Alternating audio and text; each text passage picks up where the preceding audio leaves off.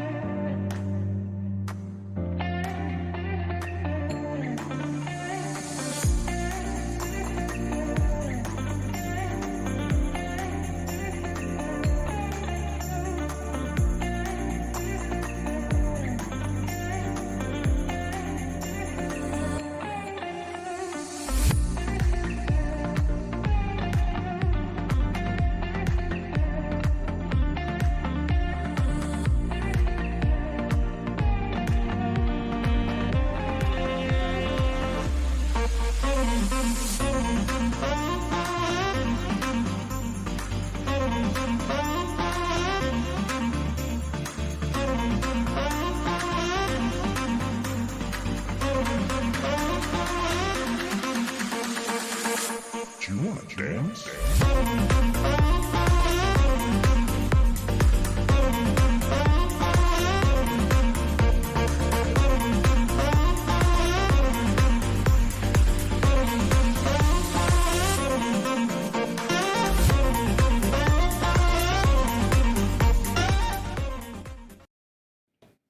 Hello, hello, hello. Welcome, one and all. Welcome to the AstroPub, ladies and gentlemen.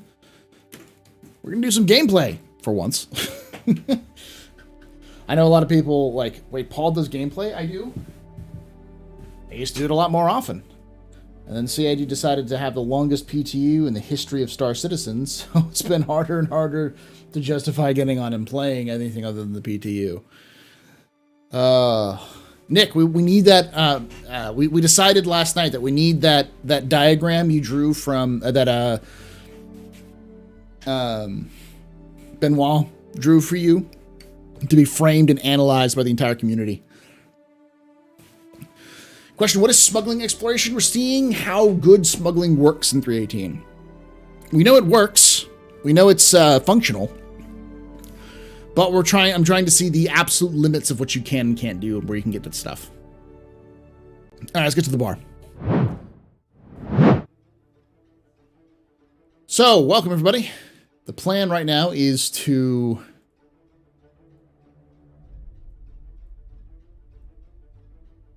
do a little bit of SCL. We're gonna watch SCL together, and then we'll place a little bit of Star Citizen after that. Ah, you need the map to navigate this terror meshing talk. Exactly. take away my spaceship. Because people are like, I need to know what the hell they're talking about. And it's like, Nick has the map.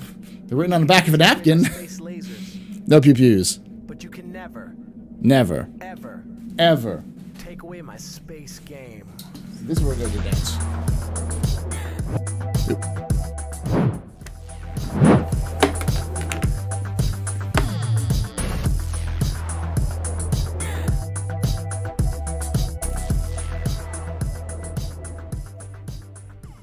Dragon Diabolus just resubscribed for 74 months. Go big or go home.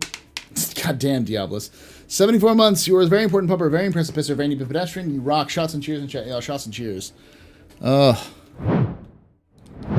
Go big or go home indeed.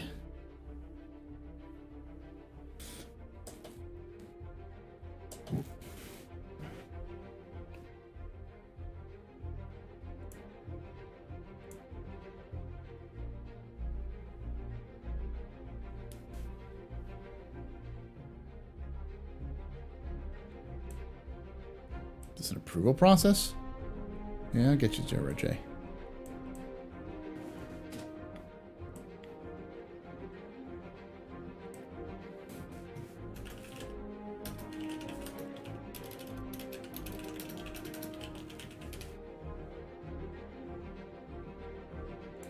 I gotta check something out real quickly. Apparently, the subreddit for Star Citizen lore has got some issues, so log out.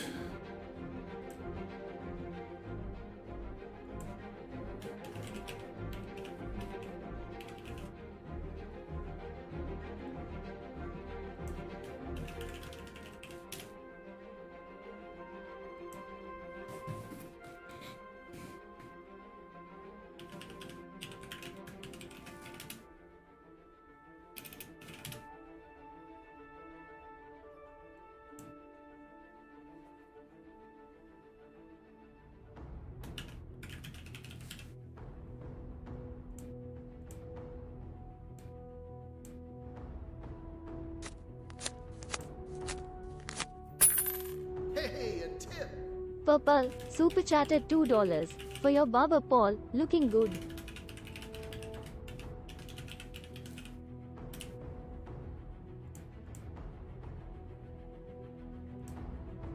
So 1 second before we get started here, we're going to watch SCL because it's on lore stuff. Hey, thank you so much for that $2 there, Purple Yeti, for your barber looking good. Thank you.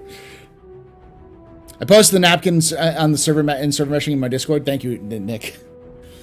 Hey, Paul, you like to preemptively apologize. I'm 8% tall boys in, and you're perfectly welcome to kick me. It's fine, Joseph.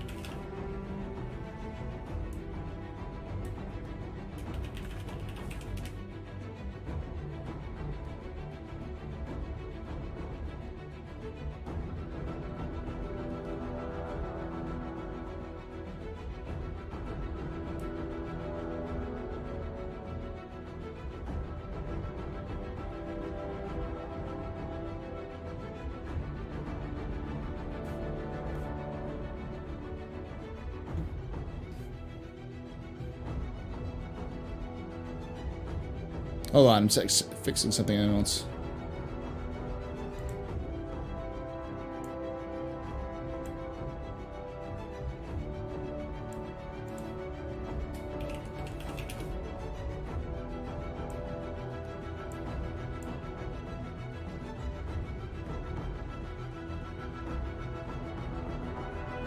All right. Sorry about that.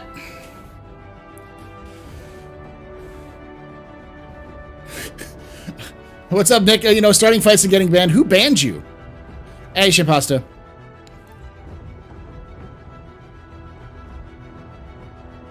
Dance, Paul, dance.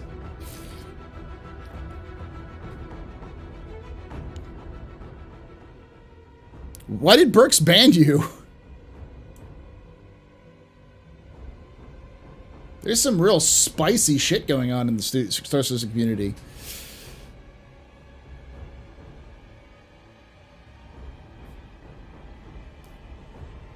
What, the one where he was camping the bed of the dude who was in the Carrack? I've literally seen that exact same thing happen with Mongrel Squad and with what's his name?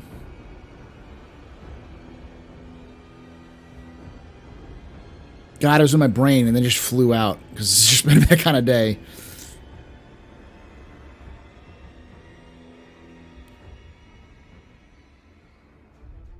Why am I blanking on his name? Not Mike. He's a pretty big pirate streamer.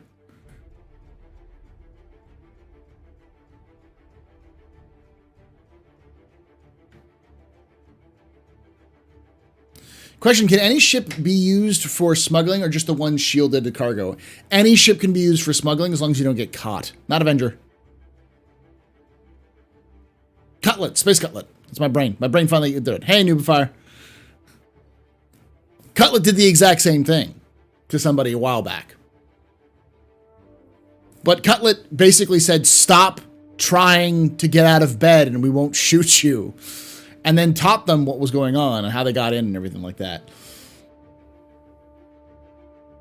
I don't know what that argument was, but I don't think... If someone has set their respawn to a Carrack and you're constantly shooting them, I think at least giving them a chance to be like, hey, just don't move, dude. We just want our shit and we'll be gone.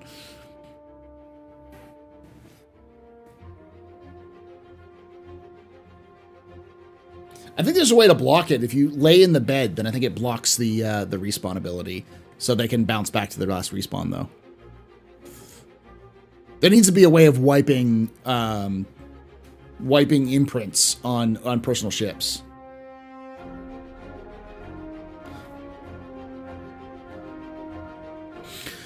Do you know any how to get about setting up a bar citizen? Talk with the folks at barcitizen.gg or SC, I think. barcitizen.sc. Though at least you'll be able to find if somebody has already set up a group there or not. So it was a skill issue? Yeah, Joran would be the one who coordinates a lot of that stuff, but at least Joran would know who to talk to. Because there may already be a bar citizen in your area. And what Joran would probably tell you is just, hey, just form one yourself if you don't have one, and just do kind of like put it on the barcitizen.sc and tell people what's going on. I'm doing good, Solo. How you doing, buddy?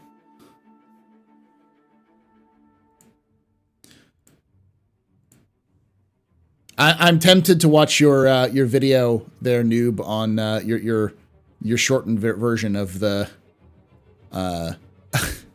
SCL. Because like I said in chat, it's like, is this going to be lore bullshit? Various lore bullshit? Because it's basically lore bullshit. Nothing very new was really found out in this SCL. I was there watching it live. There's some sort of news. We know Clovis Darnley is the mission giver for the PvP salvage missions, but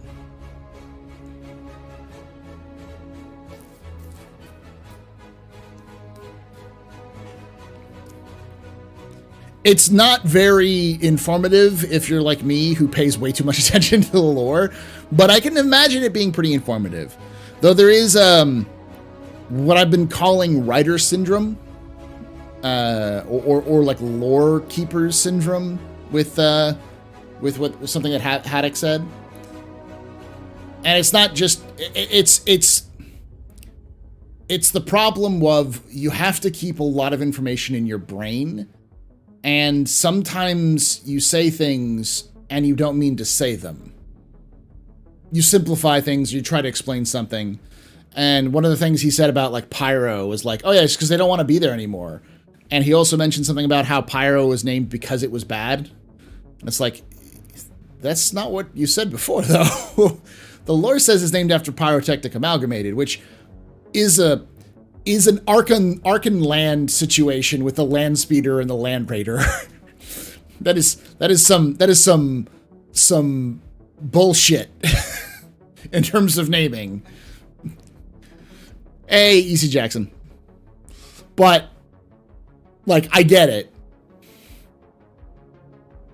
How do you keep track of lore changes? I don't very well. And neither does the CIT team. Because they have to deal with so many things so many times and coming up with new concepts that, like, when we were talking with Dave Haddock when we interviewed him, it was one of the things that was it's like, because here's the thing, when you're doing something, and anyone can kind of relate to this, if you're focusing on something, you're trying to get that one thing done, even though you may know all of the other things about it, like say your job, say you are a mechanic, right? You know how to, assemble and disassemble the engine parts, all various things. But if you're focusing on like a transmission and someone walks up to you with a question about oil, like the spark plugs or pistons, you may just fucking like derp out entirely. Or be like, oh, it's something like this. And because you're so focused on the job at hand that even though you know that information, it just bounces off of you. That's the kind of thing I've seen with the lore team. Because they'll say things and people are like, this is a lore change. I'm like, no, they just misspoke. Oh no, this was incredibly light on info. It was very, very much not a very info filled one. But that's okay. Not all ISCs need to be, or SCLs need to be chock full with brand new groundbreaking information.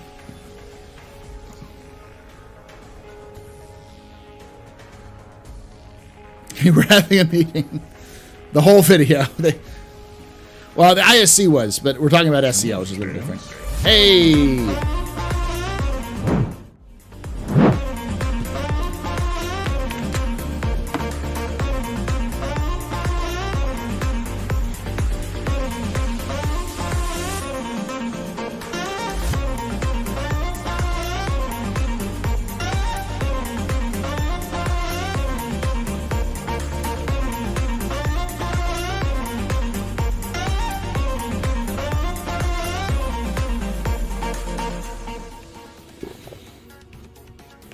Thank you so much there, Logan, for that raid. Welcome, everyone, from Logan Stream. My name is from Raid Stream.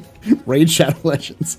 My name is Paul, Berserker01, Batman Shelley, your humble host and space bartender here at the AstroPub, your space bar at the end of Twitch. Sit back, relax, enjoy the show. How you doing? How you doing, Logan? How you doing, Raiders?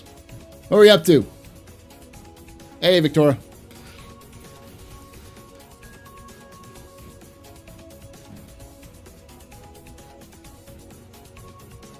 Oh no, Raid Shadow Legends made this way here. Take away my spaceship. Spaceship. You can take away my space suit.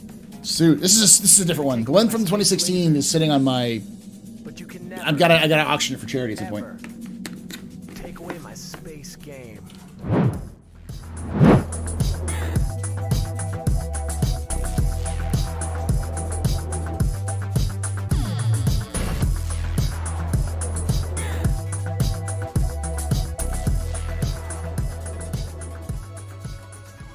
Trouble Magnet just resubscribed for 74 months. Lots of good times here. You should all sub. Thank you so much there, Trouble Magnet, for that 74 months. You were a very important pupper, very impressive pisser, very good pedestrian. This is your fault. You're the reason I'm drinking that. Shots and cheers in chat, y'all. Shots and cheers. Yeah, I actually have two. I have one from TwitchCon and one from CitizenCon. And the one from CitizenCon is got a bunch of signed and stuff like that. And I've been planning on selling them off for charity. Like, we're auctioning them off for charity at some point. Hey, Alcinor. I saw your message, both your messages. I realized I never got the first message you sent me from like April last year. I was like, shit. But I'll talk to you about it here in the future, because I've got an idea that I wanted to run by you as well. A thing happened. There will be a clip. It was very silly. What were you playing there, Loken? Were you playing Star Citizen? Okay. Well, you went from a silly to a different type of silly. We're going to watch Star Citizen live, as we've been doing recently on Fridays, just to kind of see if there's anything. Because sometimes it kind of pulls up some interesting stuff. Then we're going to go into, like, analytics mode. We're going to look through 318 and see, like, what some of the best options are for smuggling are. Does anyone know if the different instruments have different names for the dances? There are different names for them, but there are emotes on... I don't know if they have animated emotes on YouTube yet. But... I'm trying to think of a good like, time to do that stuff for charity. Probably, like, May. Do a charity stream and charity auction. How am I finding YouTube streaming? Okay. A lot of people enjoy it who don't like Twitch. The advantage of the YouTube stream is that it doesn't count towards your video allocation, so it doesn't hurt you in terms of the algorithm, but it will promote you to your followers who may not know that you're streaming, and they will watch it afterwards if they need to. Stroke the beard. It's getting long now. Like I've got to kind of go down here and kind of trim it again a little bit more, but it's getting nice and long so I can stroke it. What I need to do is actually get some beard products. It's never been this long, and actually to kind of, keep it nice so it doesn't like frizz out all the time.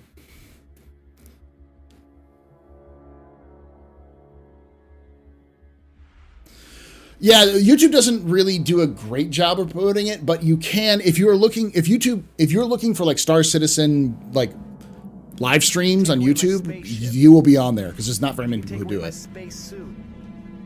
You can even take away my space lasers. No pew-pews. But you can never ever take away my space game.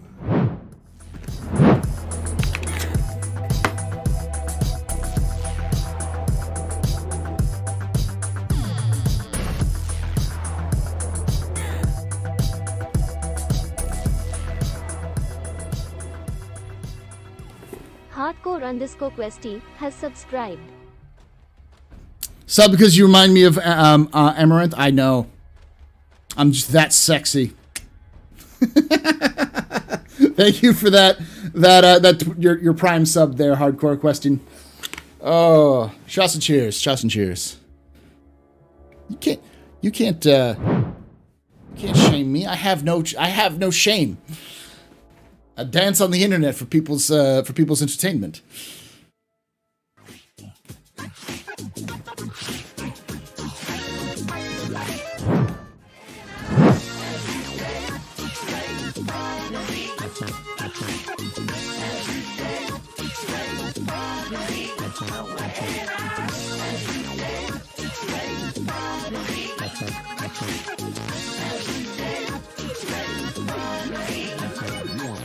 _nomad_life just gifted 5 subs. You mad lad _nomad_life. I don't know why I did that. Thank you, and I snorted. Thank you so much for gifting those 5 subs to Souls Rolls, Qualstar Prime, Sir Mr. Penguin, Death Trooper, and Astro 78. You are all very important poppers, very impressive visitors, very neat pedestrians. Y'all rock. Shots and cheers in chat. There's some more beers for you.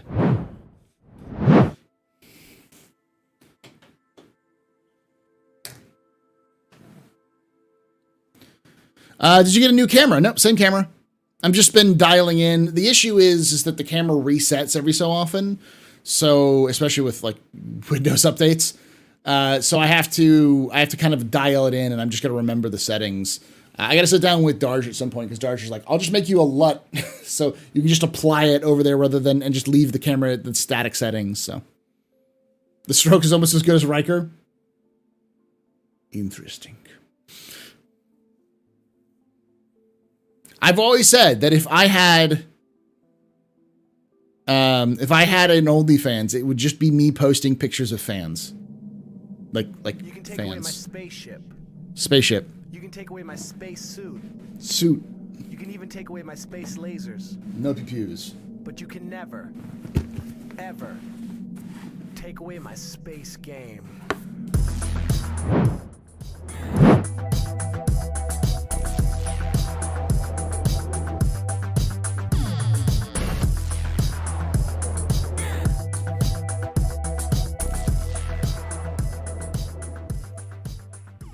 Hey Snack just resubscribed for 8 months. Do it for the loot. Thank you so much there. Hey, it's Nick for that 8 months. You're a very important pupper, very impressive pisser, very new pedestrian. This is for all you losers drinking night. Trust and cheers in chat, y'all. Trust and cheers. There we go. Don't be Captain Shaw. I have no idea who Captain Shaw is. I don't know who died.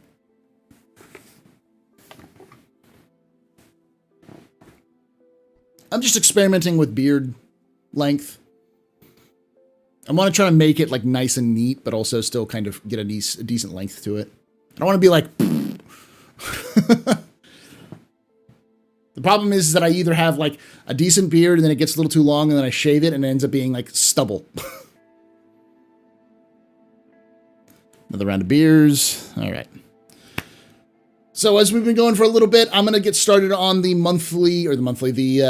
Star Citizen Live. Again, this will be probably more for those of you folks who watch me for the lore stuff. This is probably a little bit more interesting. I'll try to give some context for it because there's definitely some context which needs to be said about it.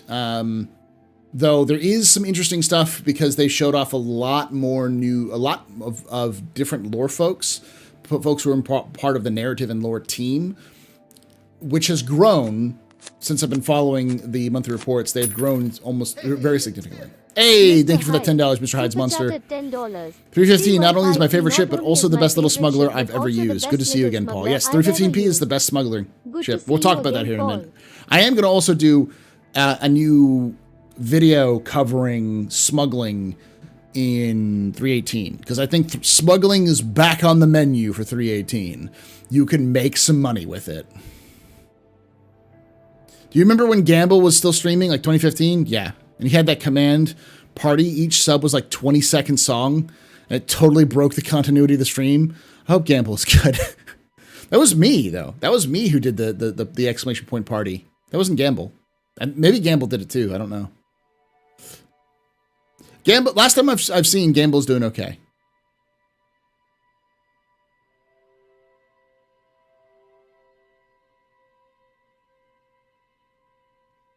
So many OGs will be flocking back to Pirate, I'm sure. He also had party? Nice.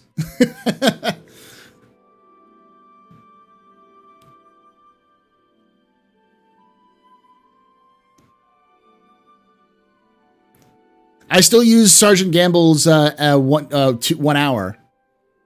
No, was that Gamble? No, that's somebody else. I'm blanking on that name. But yeah, I remember Gamble. All right. Don't we have an active shielded ships in game? Whoa, I don't know. Do we have any active shielded ships in game? All ships are actively shielded. Logan had a question? I didn't see it. There it is. Hey, Astro, can I share the professionalism of Imperial Arms tonight in the clip? Go for it, Logan. Drop it in. I'll watch it real quick.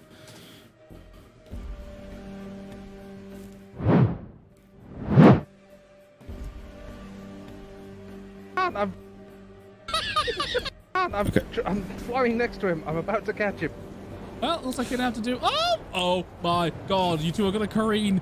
Ah! Please don't. Ah! Ah! Ah!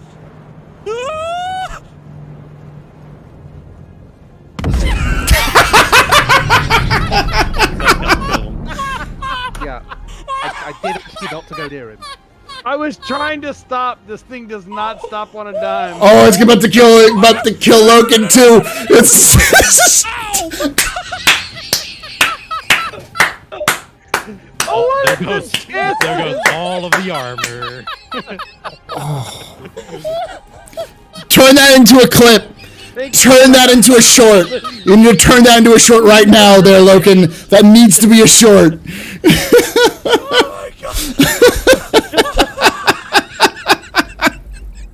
It's fucking... God damn.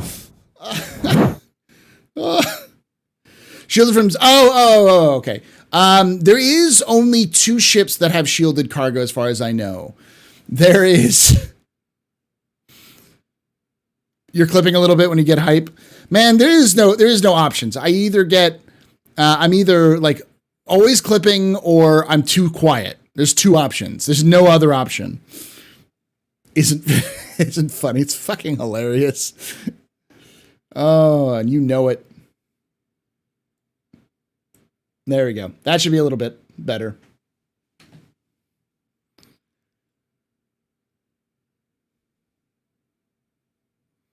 Whole ships have shielded cargo? No. The two ships that have shielded cargo are the MSR and the Taurus right now. They have sections that are shielded. I don't know if they actually work. Like, I don't know if they actually function to like to be. I'd have to check that to see if they actually shield your cargo from scanning. All right, here we go.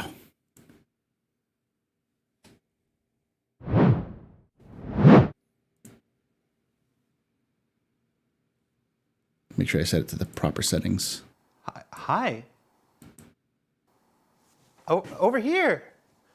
I'm by myself in the studio. Come closer. Come closer. This way. Hi, everybody. Hi, Jared. Welcome to another edition of Star Citizen Live.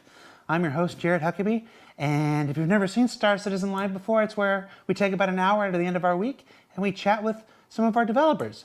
For the first time since we moved into our lovely only constant spaceship, every single one of our guests are remote. They're calling from their homes, from their offices.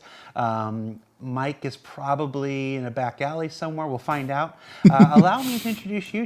He's not talking about Salty Mike for once. He's talking about Mike, their copywriter. We'll talk about him. Many, but not all, members of the CIG narrative team. Hi, people. Now you're on the screen. We've got Adam, and we've got Will, and we've got Matt. Hold on. And we've got Mike, and we've got Dave. I'm going to have to move my camera for a moment.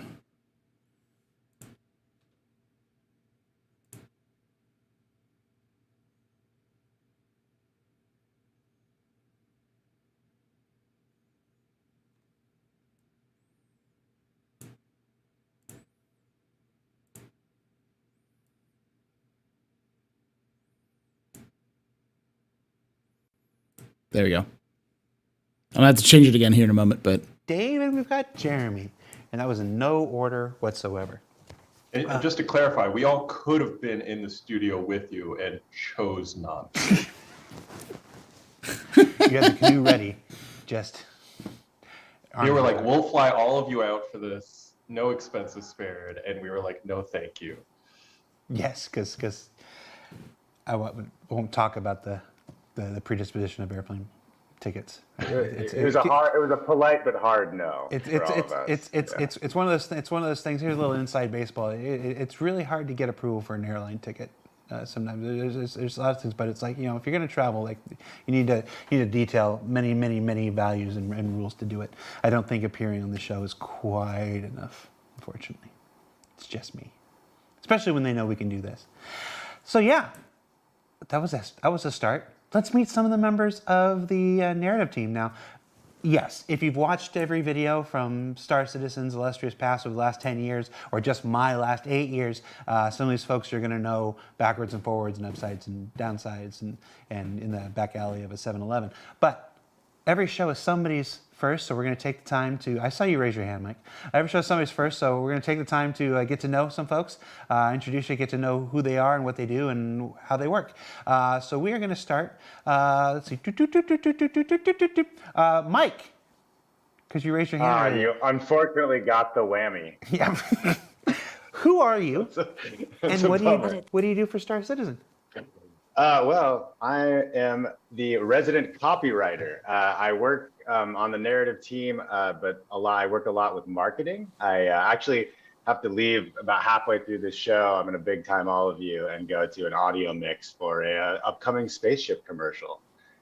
So I work on a lot of the commercials and the web copy and anything that has to do with like lore, but also marketing stuff. He's been on the team for a pretty long time, but I'm guessing they're making a commercial for the Antares, the Scorpius Antares, but he hasn't mentioned it at all. and that's how I contribute. Usually from behind a 7-Eleven, as Jared said. That's usually during the pandemic where I've been working from. I find the donuts are very cheap there. The titles here, I'm fond of saying the titles are basically where you start. They don't generally define your overall scope and responsibilities. A title like the copywriter, but like you said, you're on your way to sit in on the sound mix session for an upcoming vehicle commercial that's getting ready to air. Yeah, basically our titles are meant to confuse civilians. That's basically. It's very secretive. Right. Next, let's go. He also helped me write a lot of Jack tweets for his for his Twitter account. That's awesome. Thank you, there, Galactica. So yes, he has been around the Star Citizen community for quite a long time. I would say almost as long as Jared has been there, at least. But you don't see him a lot. He doesn't end up on a lot of them, but he is very LA. To Adam. He's I have to if I ever meet him in person, I probably will at CitizenCon. I'll ask him, are you the one responsible for all the misspellings and errors on the page, the sale pages? And my answer is yes, probably. He probably is. Though also, knowing marketing, he's probably the only one who does that job for the entire company. We're all guilty of it. He's the only more copywriter, right? There's no other copywriter for store pages. How do I get jobs selling weed at CIG at the rotten dumpster behind 7-Eleven? Be here since 2015. He's the main one, yes. Okay, so there's more than one. Every time I look at the budget for marketing for CIG, I'm always like, they're lumped in with like lights. It's always lumped in with like lights and like incidentals. It's like, oh yeah, marketing put that alongside the plastic cups and paper plates that we need for pizzas and lights. We issued a Valentine's Day card that said cutlass and cut ass, colt ass instead of cutlass. Hey, that works. That is a great Valentine's Day card. Who got it to us live? I don't know. I'd hope. I really hope. We'll know more at CitizenCon. And since Galactica's here, I'll say, can you confirm that we're going to get Squadron 42 announcement at CitizenCon? I have to shoot my shot when I have the chances. Whenever I do. The answer is always going to be no, but I cannot confirm or deny. Okay. I got to ask every time. I'm actually, if there's going to be a lore panel this year for CitizenCon, I am seriously thinking about walking up to the lore panel with just a list and starting off with, on paragraph 2, subsection 5 of this post, you said this. When in reality, it says this, and see how long before one of them recognizes me, probably Jeremy, and says, shut up, Paul.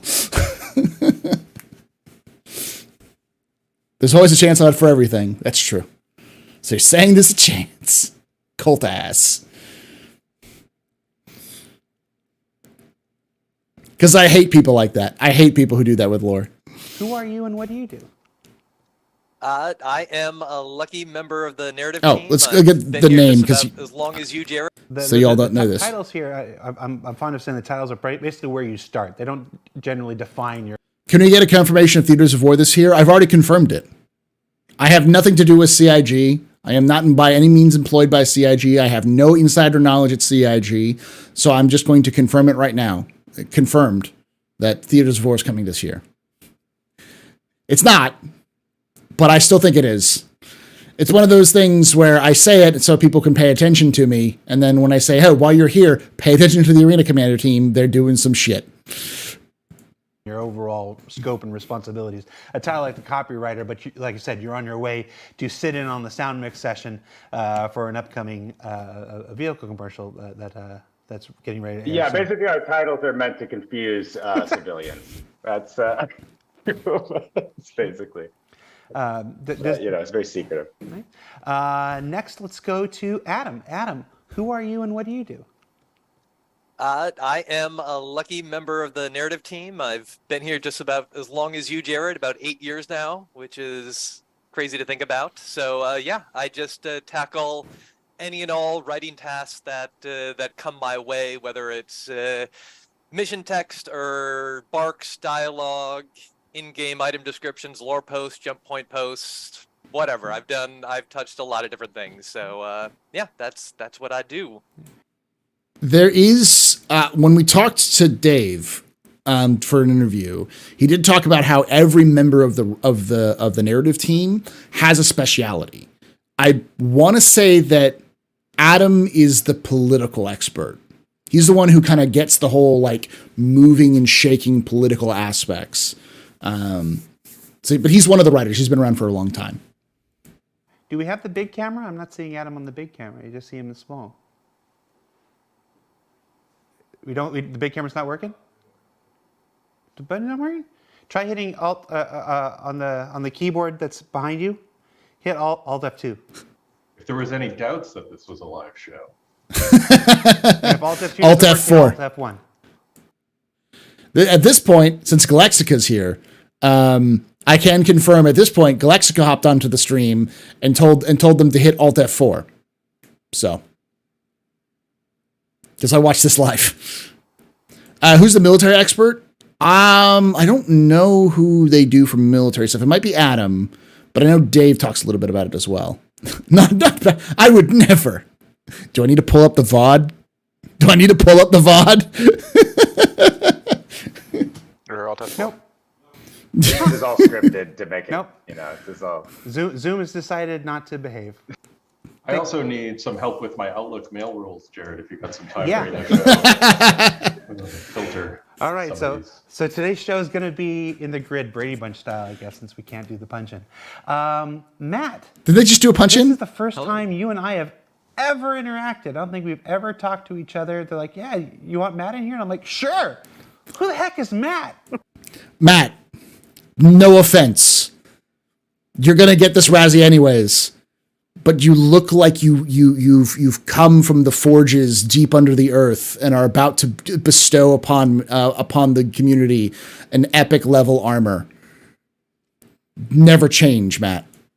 Tell the community. Who are you and what do you do? Okay, so I'm a narrative designer here at Cloud Imperium Games. Or Warhammer, yes. What that means changes on the day and who's asking. But to kind of keep it player focused for the moment, I'm As wears. guy. I work with the mission feature team. I work with AI content. I work with animation. It's the beard. And my job is if it wasn't the beard, it wouldn't. Givers and get them into the game so that you guys can interact with them. I don't know. And just to clarify there, Matt is a new addition to the team, and he's working on future patches to be like, oh, this guy's been standing on a table for 3 years. He has a book of grudges, yes. To get that kind of. Matt's not the only one. There is at least one other person that I know of, and that's only from reading the monthly reports. There are multiple mission designers that they have who now work for CIG's narrative team. Sorted, so don't send angry messages to Matt. Yeah, he's joined us to help. He's still new. Give him some time. Give him some time before you roast him in effigy. It may be the camera too, because he's got so much head room. Why Clem just stands there. Jeremy, another relative. Paul, if you were on the show, what would you be title? I drink and I know things. That would be my title. You've been here for a while now, but I think this is your first show. Tell us who you are and what you do. I'm Jeremy. I'm the newest. Jeremy! Specifically on the narrative team. I joined summer last year, and I'm in kind of a similar role to Adam. I do most of my work focuses on the PU, writing items and missions and working with different teams. The madman from the wilderness? NFT, yes. All that to bring some more content to the PU. Before we get to the rest of them, I have to say Jeremy has been one of the best additions to the narrative team. No offense to anyone else in the narrative team, but Jeremy has hurled himself into the community. Like he throws himself body and soul into the community. He listens to people. He goes on Twitter, on Reddit. He goes on Discords. He goes on YouTube and watches videos. He will interact. Like, Sherry does that every so often, and the other narrative folks will do it every so often. But he just goes for it, and it's great. I love it. He's also the one who wrote the newest addition to Tavaran lore. So if you like Tavaran lore, so does he. Back up a little bit. This is Will. Bring some more content to the PU.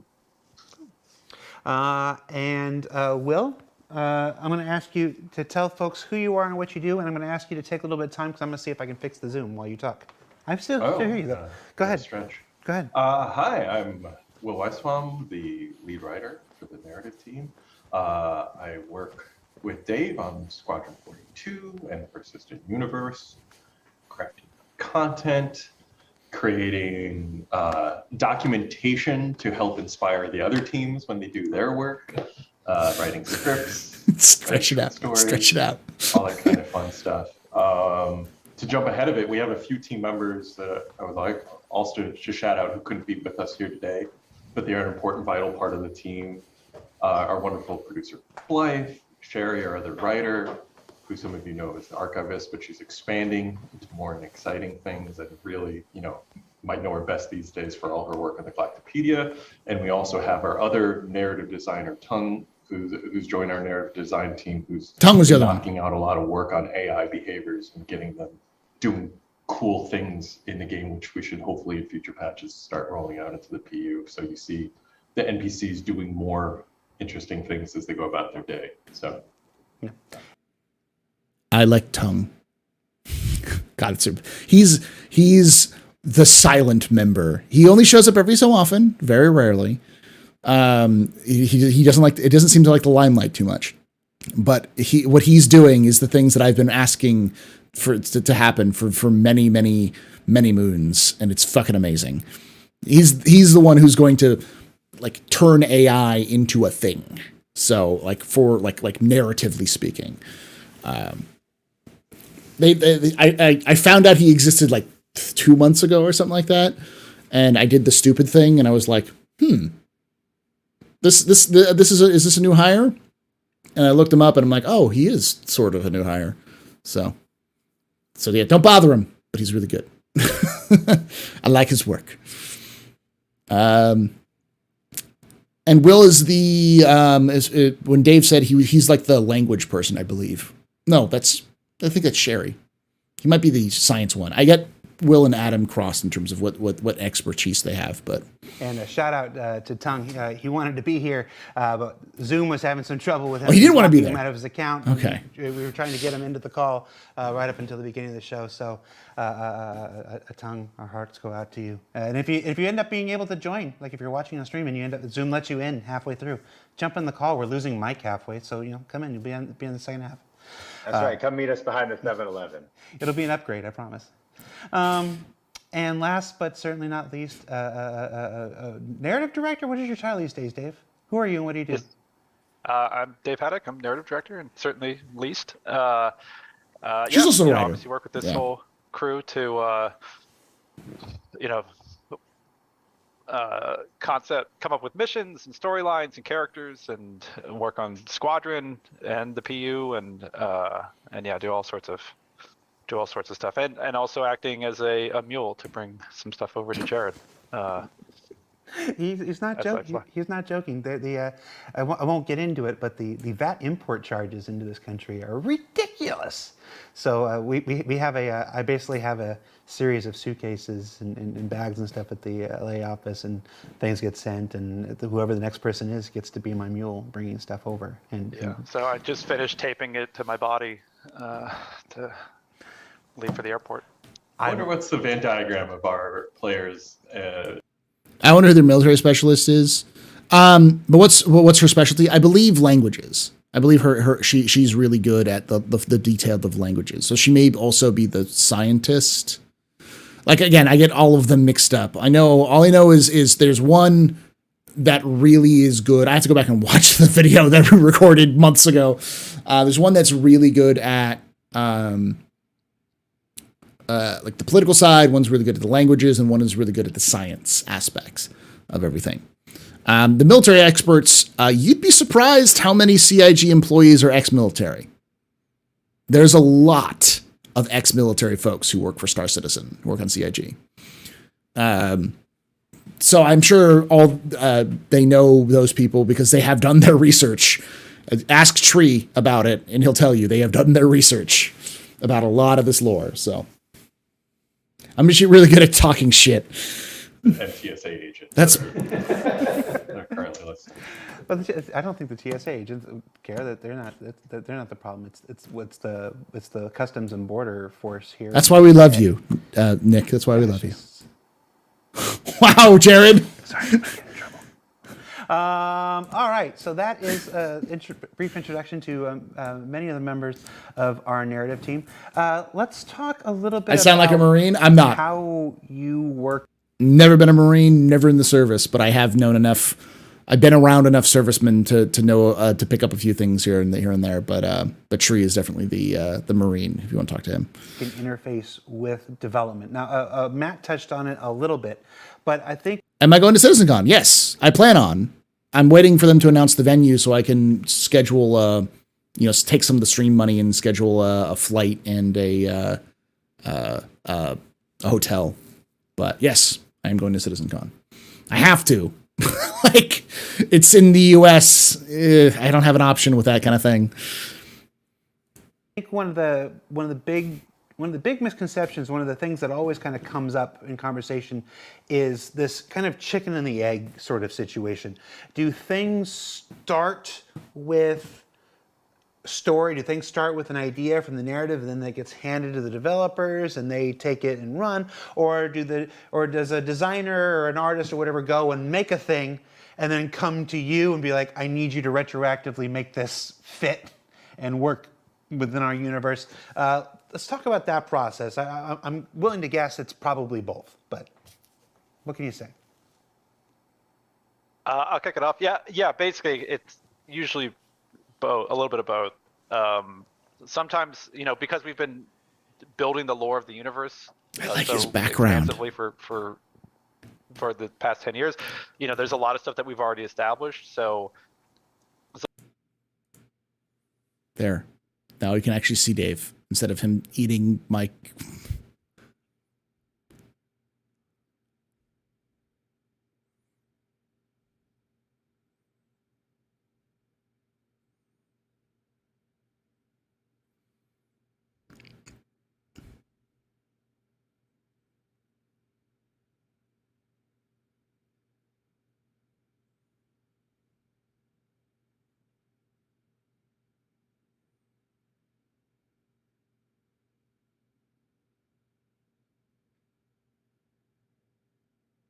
here's the established lore for it. Oh. Here's what we were sort of thinking, and then working process. I'm back it up a little There's a lot bit. of stuff that we've already established, so sometimes it's about taking something like that and the designers finally getting around to building it, so they have That's weird. They're working off of a loose narrative framework of what a planet was intended to be or conceived of or something like that, and then they use that as a Him eating you was more entertaining though. and then of course we work with them, because one of the things that we've always been trying to do is be very cryptic, as far as not necessarily like trying to infer tone or characters as opposed to specifics. So we give the artists the ability to be creative and apply their skills to it to make it even better.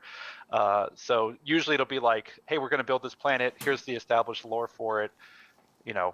Here's what we were sort of thinking, and then working with them. And then sometimes it is, hey, we've got this new mission idea that we want to do. How can we incorporate it into the universe or location or whatever? I was trying to say something funny, but I'm not funny.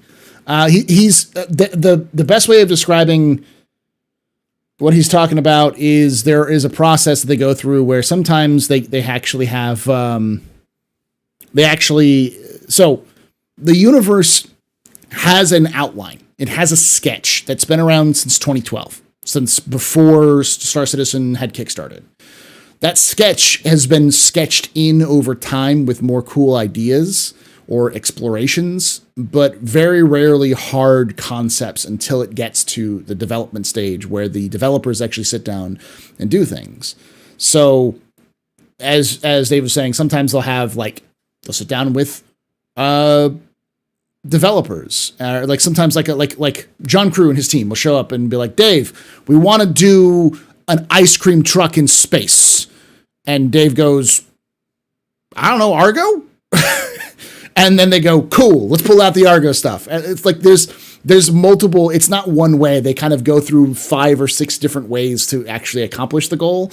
Lore is there to sort of soak up the ideas and try to make them make sense, while also still having within the universe that they understand what the universe is supposed to be. Because there's still's got to be some supporting pillars in terms of ideas and concepts. So. What are some examples of things that I miss the the Guide to the Galaxy too. In the early days, you all were tasked with coming up with star systems and planets and stuff like that. But what were some of the things that players would have seen in the universe now and stuff like that that clearly started with narrative and then made their way to the verse?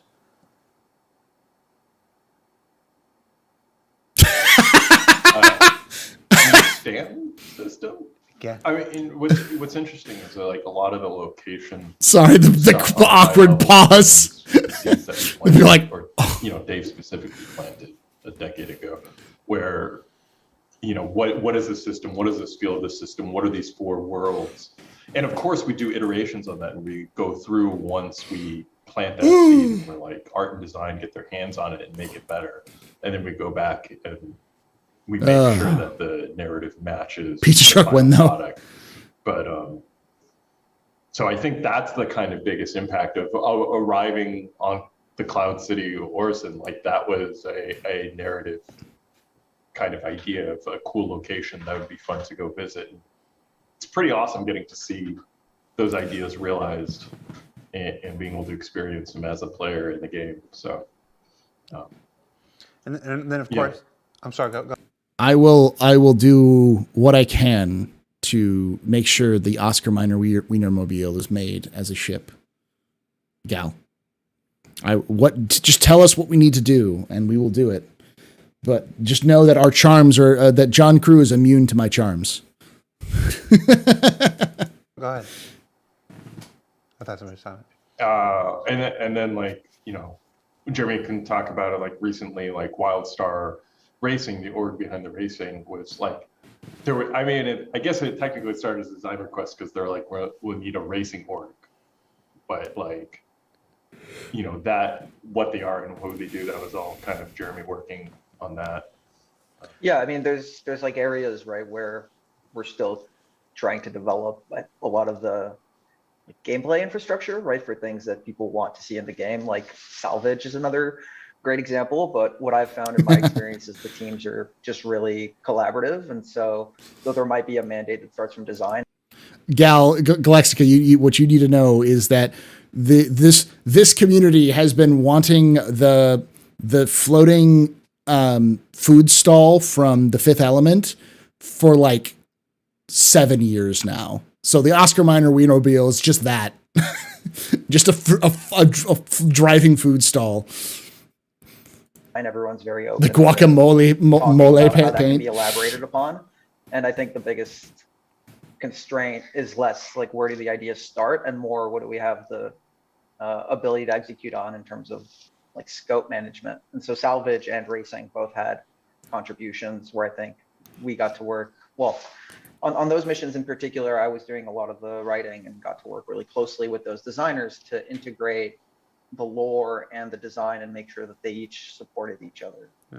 Let's talk about that process. So a designer comes to you, or a director or whatever, they say, hey, we want to develop on the 319 roadmap, for instance, let's go ahead and talk about that. There are new salvage missions, salvage specific missions. So let's keep on that thread. That way we can keep this stuff that's coming in 319. The request comes into you we want to add some salvage missions. What do you have to do to support that from a narrative standpoint? Yeah, I mean, I think usually it starts off with a meeting of some kind, which I know everyone in the community loves so much. But once we've had an opportunity to kind of sync and see what they're thinking from a design This is what I mean. Jeremy watches all the stuff. He pays attention to the community. He knew exactly what he was saying. standpoint, about looking at the lore we have that's already established and saying what exists that can support it. And if there are opportunities within that, then we try to kind of build upon that with either the mission premises that design has already come up with, or by suggesting new mission premises within the scope of that activity, like salvage, which grew in that process. Give me some specifics. We're weapons free on the salvage missions. They're announced. They're on the roadmap. Talk to me. What was the thing you had to create? Yeah, I do love Jared here. She's like, go for it. You can say anything now. So the introduction of like the mission giver mission into that, we've been doing a lot of work to just be really on top of which mission givers are could use additional content. Should I say which mission giver? Is that allowed? Weapons free. Go. Talk. Oh wow. Okay. Well, we're gonna get to do a lot of stuff with salvage, particularly in this case. Does someone else want to take it? I feel weird being in the spotlight. I mean, one interesting thing that was kind of like something that I think we worked between narrative and design on is this idea of these early missions as salvaging is maturing, because it's still like, you know, tier 0 newer system of it not being fully as robust as where we want it to go. Eventually, we were talking to them about, all right, what is the end of the mission like? Are the players returning the recycled material composite? And that was feeling sort of weird in that, like, why would this mission giver care about like collecting a big pile of scrap material? and so then it sort of evolved through our conversations with them into, oh, maybe they're selling you the rights to a location. And so like the missions themselves are more like buying the rights to the location of a ship for you to salvage. Whereas of course players can go out and find their own salvage, but sometimes it simplifies it. If you're willing to drop some credits, we'll give you an exact location of a ship totally ripe for collecting materials, and you get to keep all the profits after that. So that was kind of something that had a little bit of back and forth that we helped influence of trying to figure out, like, why is this organization offering this mission? What do they want out of it? Does this make sense? And often we kind of tweak stuff with them where they have like multiple possible paths, and we kind of hone in on what feels best and what makes the most sense. In that process, we ended up creating a new organization, Adagio, to handle more of the lawful salvage. And when we were figuring out new opportunities, we assigned the new mission giver salvage mission to Clovis Darneely. Yes, the creepy dude. Here, let me pull up Clovis Darneely so you have an idea.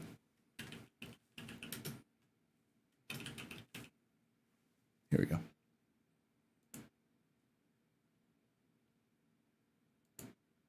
This is from Bob Mitch. Hello.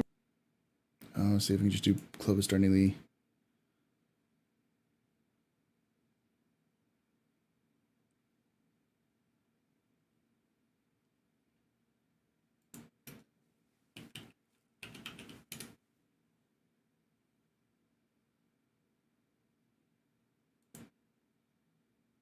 Hello, everyone, and welcome to. No, I'm trying to find just the.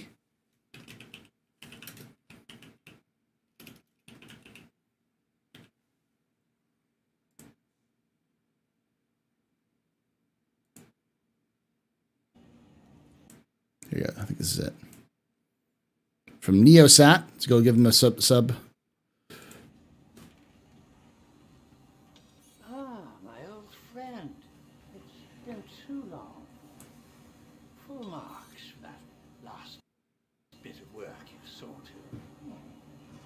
But I suppose that hearing an old man's opinions was not the real focus of your visit, correct? What can I do for you on this fine day?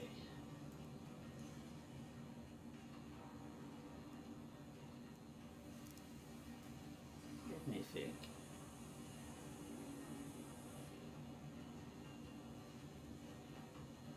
Another. Yeah, it's the lowest. It's the highest it gets. Sunrise brings another chance to avail ourselves of our Let's see if I can't.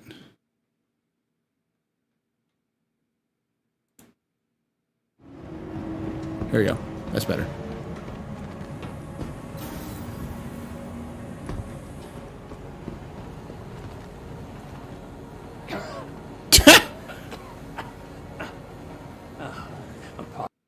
Apologies. The air is especially dreadful today.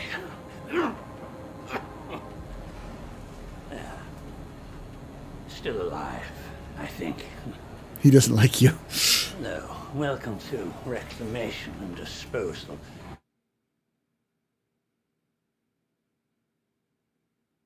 To meet you. It's weird.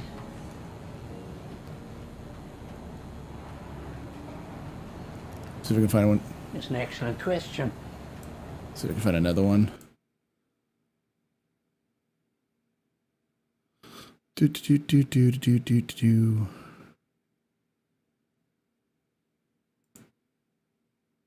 is Diablos. Here we go. Diablos. Perfect.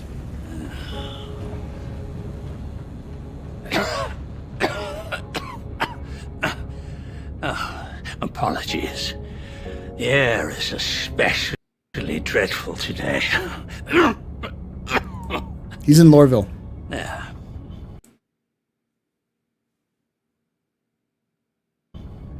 Still alive, I think. Hello, welcome to Reclamation and Disposal. My name is Clovis Darnley. Wonderful to meet you. What can I do for you on this fine day?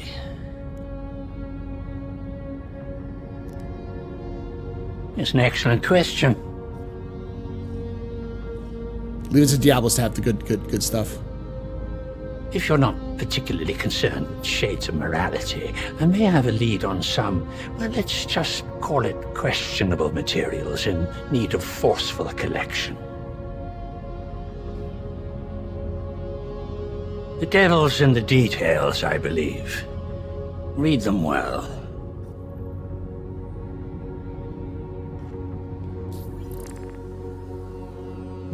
My dear compatriot.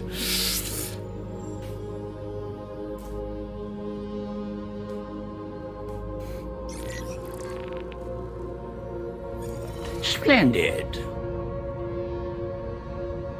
Wonderful. Best of luck. He creeps me the fuck out. All right, I'm not gonna lie. Clovis creeps me the fuck out every time. Hey, look, it's me. That was Diablos.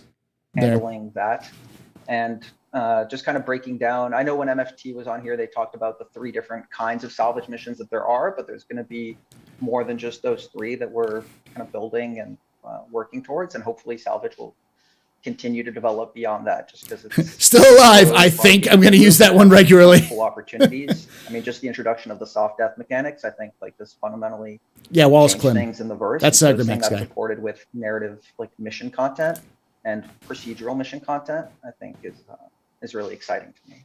I want to follow up on that. Go ahead, Will. You were talking.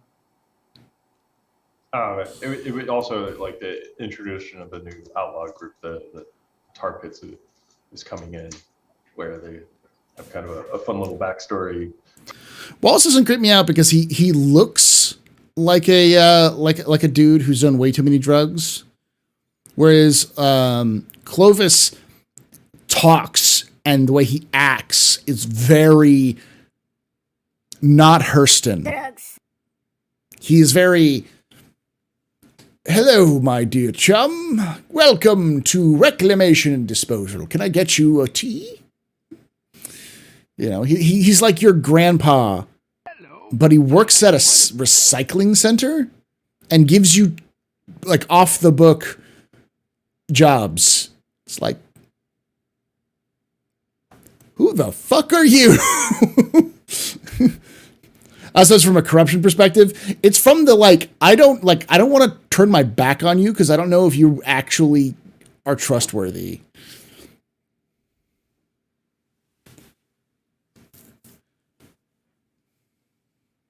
The last guy working there got recycled. Well, and now thinking about it, it makes so much sense that the salvage mission, it comes from the mission giver who works at a fucking recycling center.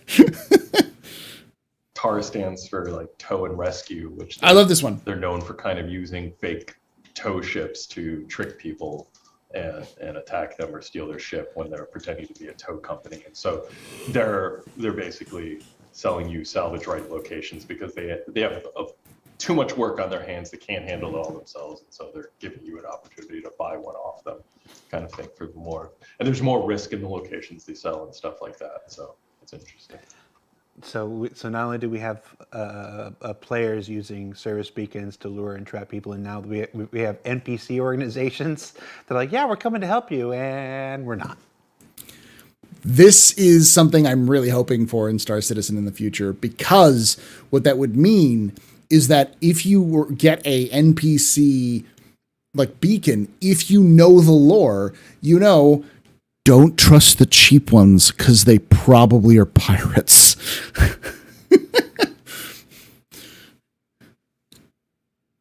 What do you think double dogs are made of? Banu.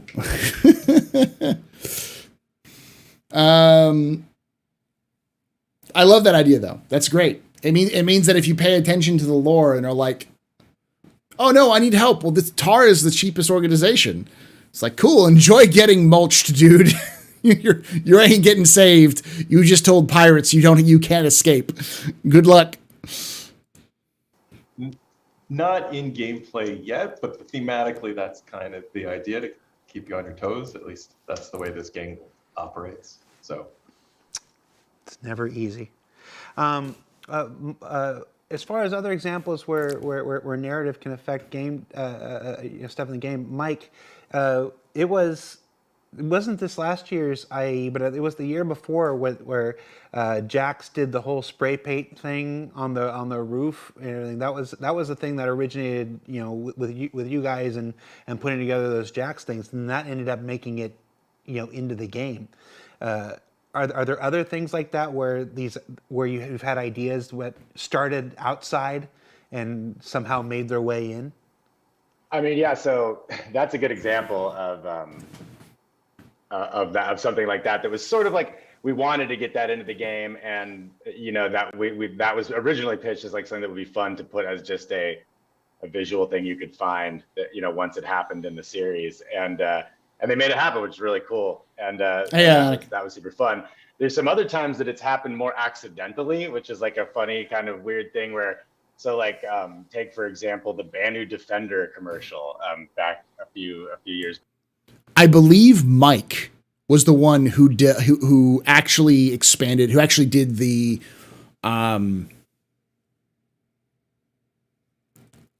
what is her name? Alex Dugan.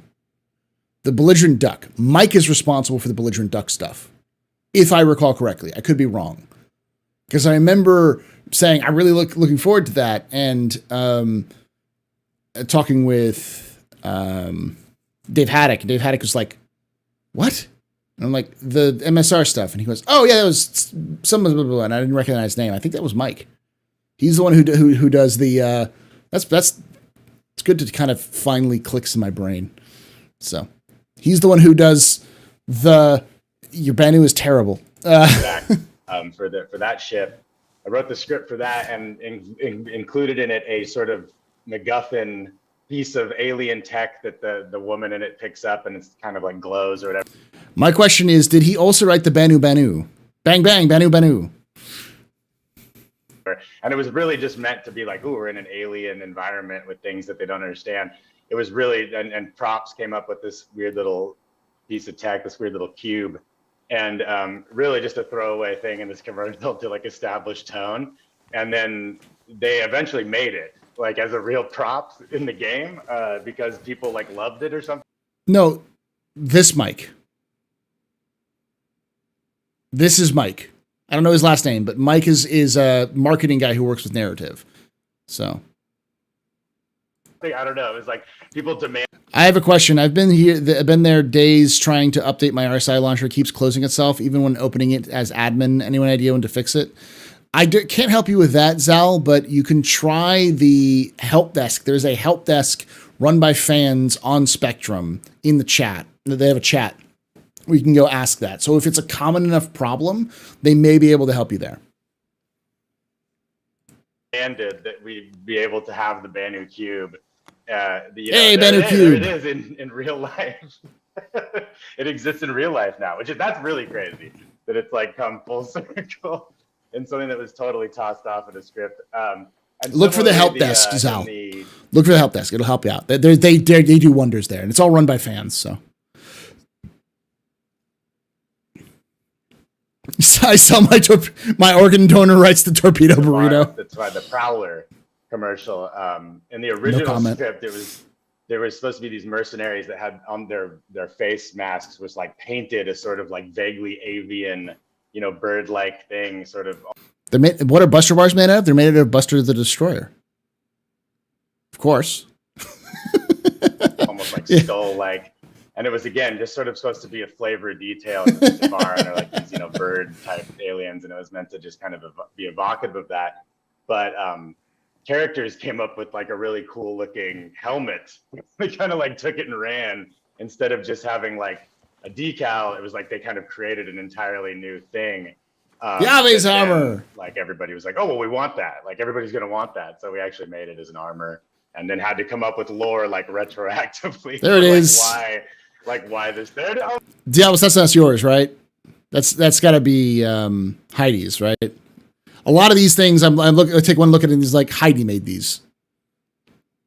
Galactica, can you, we probably don't know, but could you confirm or deny that Heidi donated these? Heidi's another cosplayer for Star Citizen. I really hope she shows up for, or they show up for Citizen Con, because it'd be nice to see Diablos and Heidi in the same Citizen Con. You can't confirm. It's Heidi. Okay. I was like, I know Heidi's work. I've seen this before. I know that's this right here. That's Heidi. I remember seeing her print that. I don't know how safe that is. And I know that's Heidi's work. And there's a couple of other things in the background which are Heidi's work, but yeah. Oh my god! The bobblehead, yeah, the bobblehead. This has not been planned. This has not been planned. Just, but everyone just started throwing out items and see if Jared. Yeah, continue throwing out things and see if I have them in here. Banu, frozen Banu.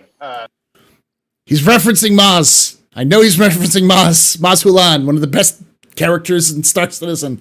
But okay. The Deezing toilet seat in the background? Yeah. So there we go. There's a great example of that.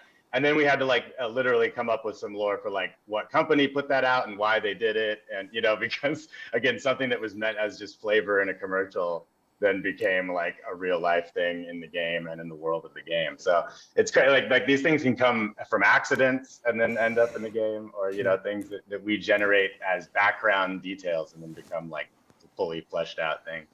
Adam was the one who figured out who made it and what was it called. Yeah, exactly. I'm just like bird armor, I put it in the script. Burb armor. It's the Aves armor. Made by CC's Conversions. CC's Conversions is the company that makes the Neoni helmet, the bear helmet. They also make the Claudio helmet, which is the big thing. They make the Parasite replica. They make the Van Duel helmet and the Hill horror helmet. They're basically a custom novelty helmet company. They make movie level props is what they do. So Aves Maria, no, just the Aves helmet.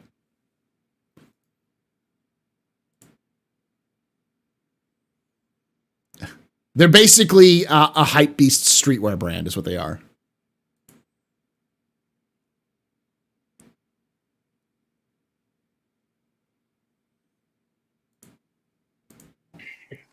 My giant gargantuan melon head doesn't fit.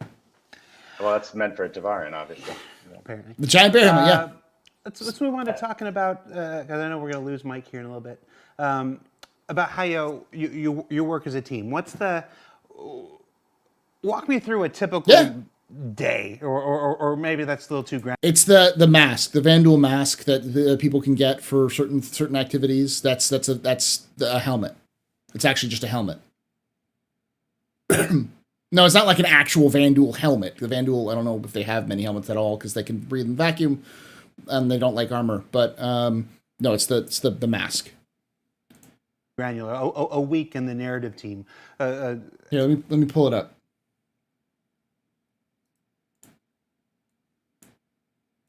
This one.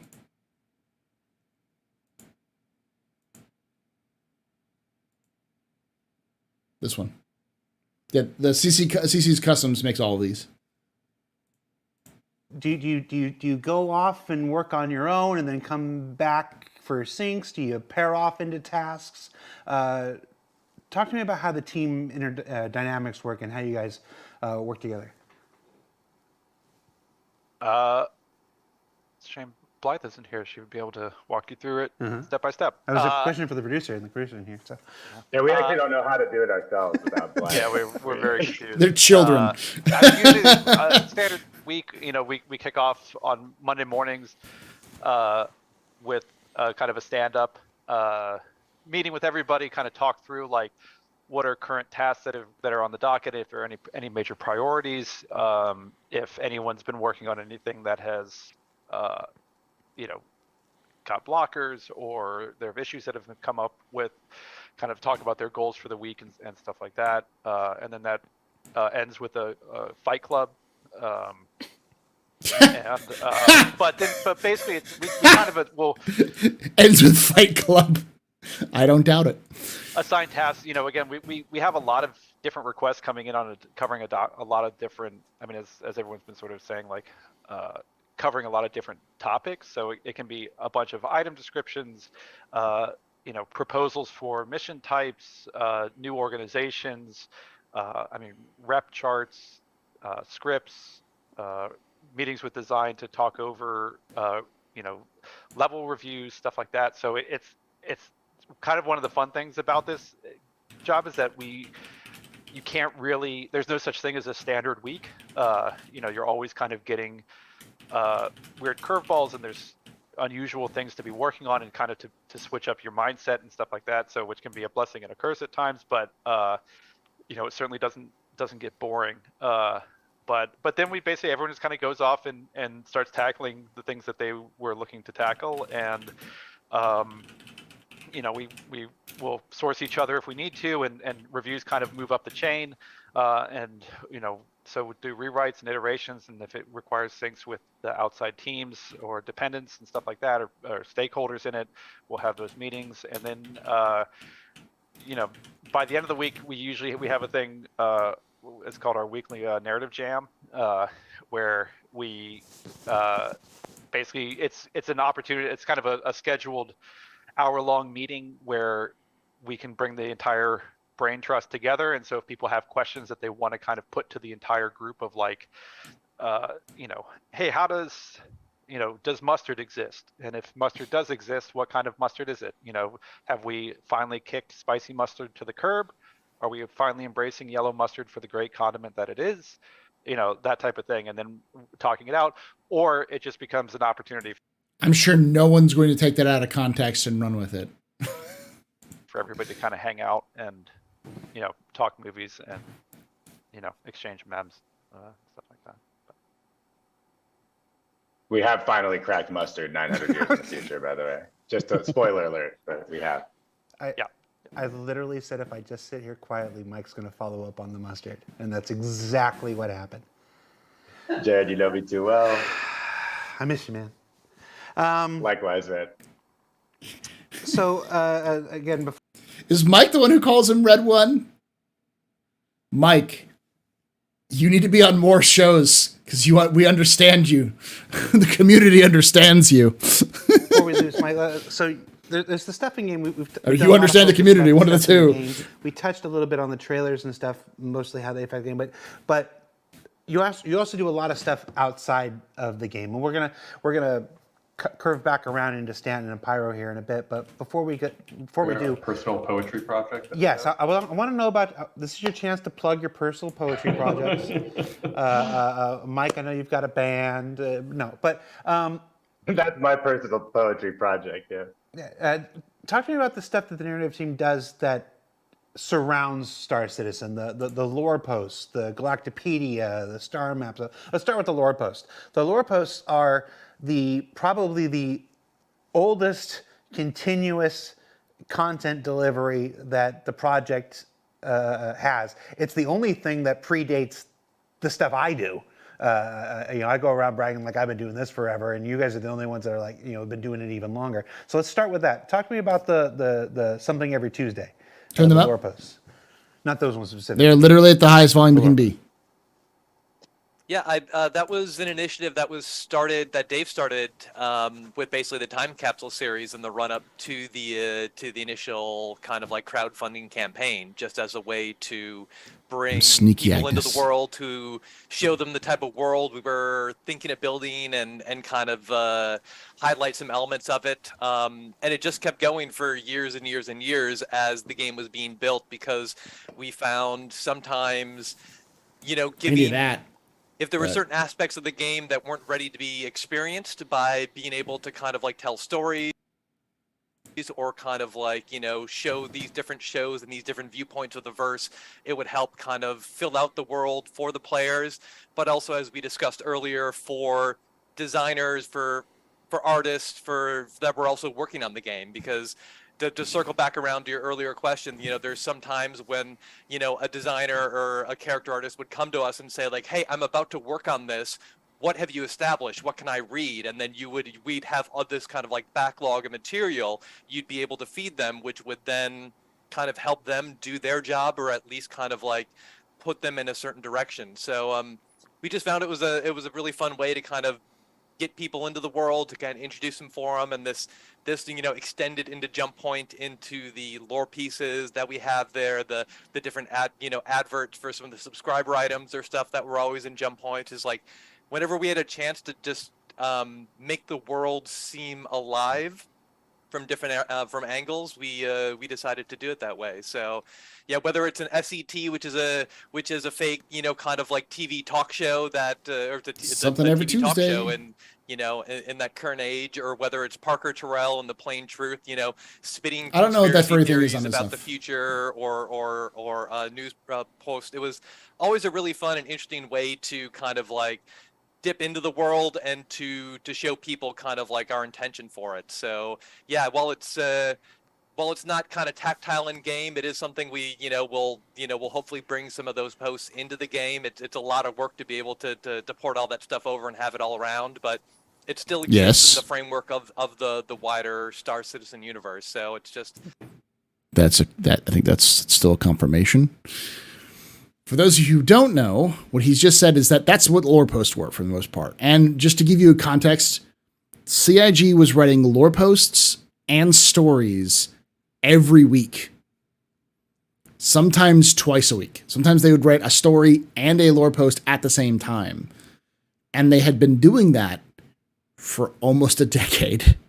The first 3 years, when all they had was the lore, they just pumped out a ton of lore and a ton of stories. There's a lot out there. Knowledge of Good and Evil is one that not all the people know about. There's Cassandra's Tears, Kid Crimson. Those are both pretty popular ones if you know them. There's the I think it's Discovered, or is it Found? I can't remember the name of it. It's an entire chronology of a explorer and their explorations, that kind of stuff. So there's some pretty cool stuff on that. So yeah, that's the reason why there's a lot of lore. So when I say like I'm doing the complete history of Star Citizen lore and I want to bash my brain in, it's because there's a lot of fucking lore for this game. Like, I would argue that the Star Citizen lore at this point could probably rival games which have much longer and much more longer in terms of like been around longer and have more games under their belt. I wouldn't quite say it's better, like not better, but like more than Elder Scrolls, but probably almost on par with Elder Scrolls in terms of how much detail we have. Because it's a lot of time. 900 years is a lot of time to talk about. A part of our job to help fill it in and add that color where we can. And like you said, it fleshes the universe out not just for the players, but for the employees. Like it's one of those things that is common with ISC and stuff like this. Yes, Nick, I know it has a lot of lore. So does Star Citizen. That's why I'm saying, like, I have looked at both, and they're fairly very close. If you actually broke it down, I'm sure Elder Scrolls has more lore, but I wouldn't be surprised if it's close, like within 100 stories or that kind of thing. It's very easy to think that those things are created just for the community, but they're actually really good resources for people internally to learn about what's there in the verse, learn about what's going on in other aspects of game development and stuff like that. So the last question before we move on, you ever gonna bring Kid Crimson back? We're gonna do more Kid Bring back Kid Best Kid Boy. Crimson? Not Kid Crimson, Cal Mason. Bring back Cal Mason. He's Best Boy. Yes. Yes? Okay. I think the answer to that is he never left, Jared. I mean, That's he, true. he is now Team Crimson. Team Crimson. Like Team Night Rider? Awkward preteen Crimson. Oh, Teen Crimson. Okay. Oh, Kid Crimson. I gotcha. Sorry. Took me a while to get there. I'm sorry they can't all be mustard jokes. And then I know Sherry's not here, but let's touch on this a little bit so she gets her laurels there. I don't really think of the Galactopedia as an out-of-game project. It's the first place it's showing up, but that was 100% written because we want the Galactopedia as an in-game asset. So that is still being actively pursued. So that is our goal. But what is it? But in the for people meanwhile, that have while never we're heard of working it? on that.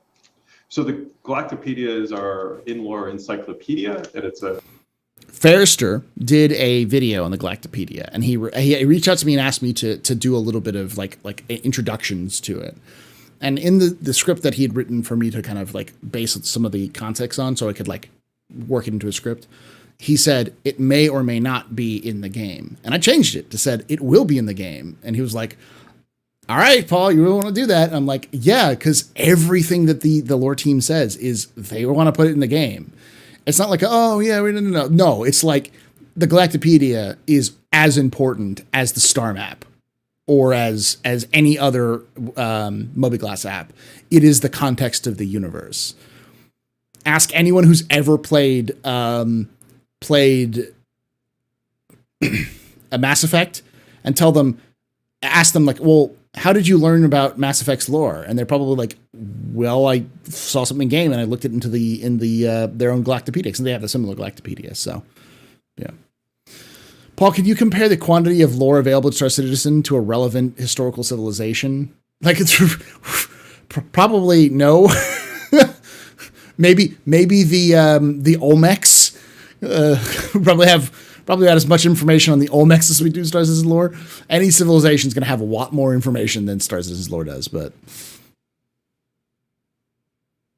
yeah, the Atlas chassis was in lore long before the Ballista had variants, but that was because they wanted to make the Ballista more than just the Ballista, and so they made they talked about the Atlas chassis. I think it was during the sale of the Liberator is when I found out about it. And I'm like, the fuck's an Atlas chassis? And then I realized it's got to be the Ballista. It's got to be the thing that Ballista is based off of, because we've always known that the Ballista is based off of a multi-purpose chassis, but they never had the name for it. So, what game handles in-game lore best in your opinion? I would say between Mass Effect and Elder Scrolls. Elder Scrolls literally just puts books in the game, which is fantastic. But Mass Effect has an encyclopedia you can just pull up at any time and look through. But hey, Protachi, but Elder Scrolls definitely has an edge because it's so immersive. You literally have to go find the books where they are at, and you can read them and you can get the whole, but they're not It's not intrusive. It's not immersion breaking. You could just find them and learn more about it. So the Mass Effect is a little bit more intrusive, but it makes a little bit more sense because it's, like your database that you're looking through. A collection of Who founded the first city on Mars and Star Citizen lore? A coalition of Earth governments. We don't know exactly. It was a project. It's called Project Renatus. Was the name of the project, but it's a project involved Earth governments and corporations, and they're non-specific about it because they don't want to put too much like borders around it in case they want to kind of mess with it. But it's similar to say like the International Space Station, where like it was a project that was put together by multiple different countries. That's why it's called Port Renatus. That's the name of the first city on Mars. Articles about a lot of different topics that you can imagine in the universe, from important people to companies to locations.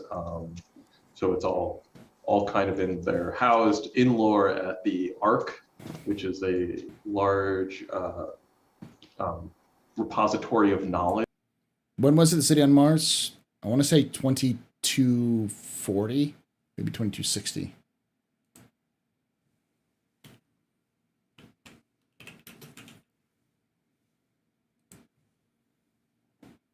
$2120. That was way long. It's founded in 2120, though I don't think it was. It wasn't really a city until after Mars had been fully terraformed, which would be.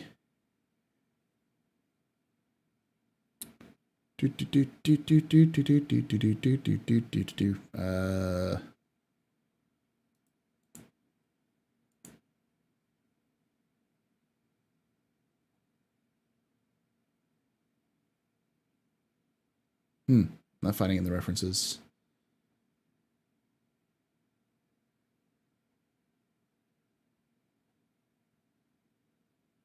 $2157 was when it was fully terraformed.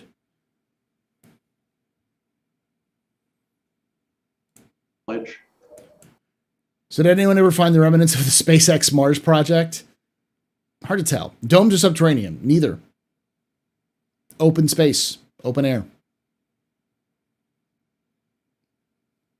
Created with the goal of kind of collecting. Do you know if the Starship for SpaceX was used for colonizing Mars? There's no references directly to it. I imagine if they did, it might infringe on some IPs. But it's pretty heavily implied that something like Starship would have existed first colonizing Mars, because the first real reference of a spaceship outside of just generic spaceship references is the Zeus, and the Zeus is like the Model T, so it's more of like a spaceship for the people, and everything else is more of a government or corporation thing. Not only humanity's knowledge, but also the Banu Xi'an and Tubari knowledge from across the universe. The Banu section's pretty. Before the terraformation was completed, it was just above water, above ground, but there was no domes. It was just kind of like the HABs we see, like the bases we see on moons today. It was something similar to that. So knowledge from across the universe. The Banu section's pretty small. The Banu section's pretty small. Copy gaming. For those of you who don't know that joke, the Banu do not keep history. So the Banu section is pretty small. And the chat is like, has a suggestion for you. What about kid mustard? Consider kid mustard. Good, Kid mustard's not bad. That goes with, then you could have a hot dog with crimson and mustard, ketchup and mustard. Other things the narrative team. Hot dog squad. Hey, on that, I'm gonna leave. I was gonna say, is it time for you to go? Is it time to take off? The crickets in the room tell me that The underground city? There are underground cities, just not on Mars. Ungracefully exit. I'm done missing you. Not that we know of. Thanks for having me. Glad to be here with the rest of the team. I got to go make sure that spaceships sound cool in a commercial. Yeah. So I'll see you when I'm there. I'll see you when I'm there in October.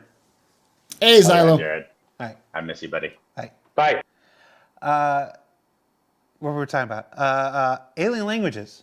So that's another big one. Not every game has fully developed and We're going through fleshed ISC, out- and then we're going to maybe go not into do fully, some but smuggling incredibly stuff. fleshed out and developed alien languages, and we're working on several. Talk to me about that initiative. This will make Jail happy. Making alien languages? What? Somebody? Sorry? Somebody? Sorry, I just on a swipe and scan. Sorry, got distracted. Alien languages, yeah. What about them?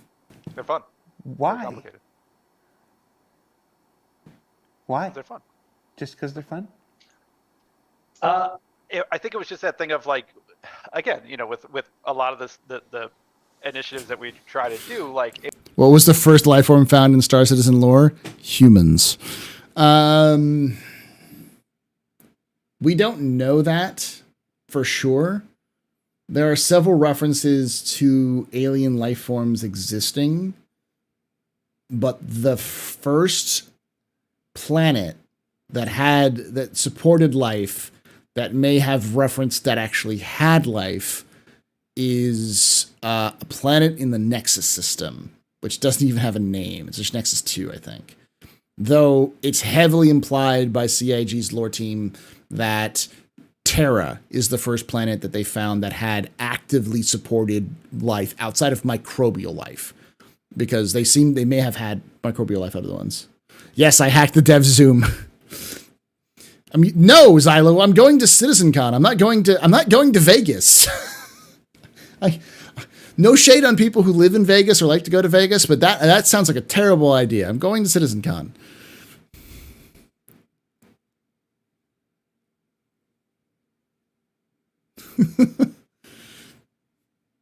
Has the guy in the beanie said anything? He said a little bit, but they get to him towards the end.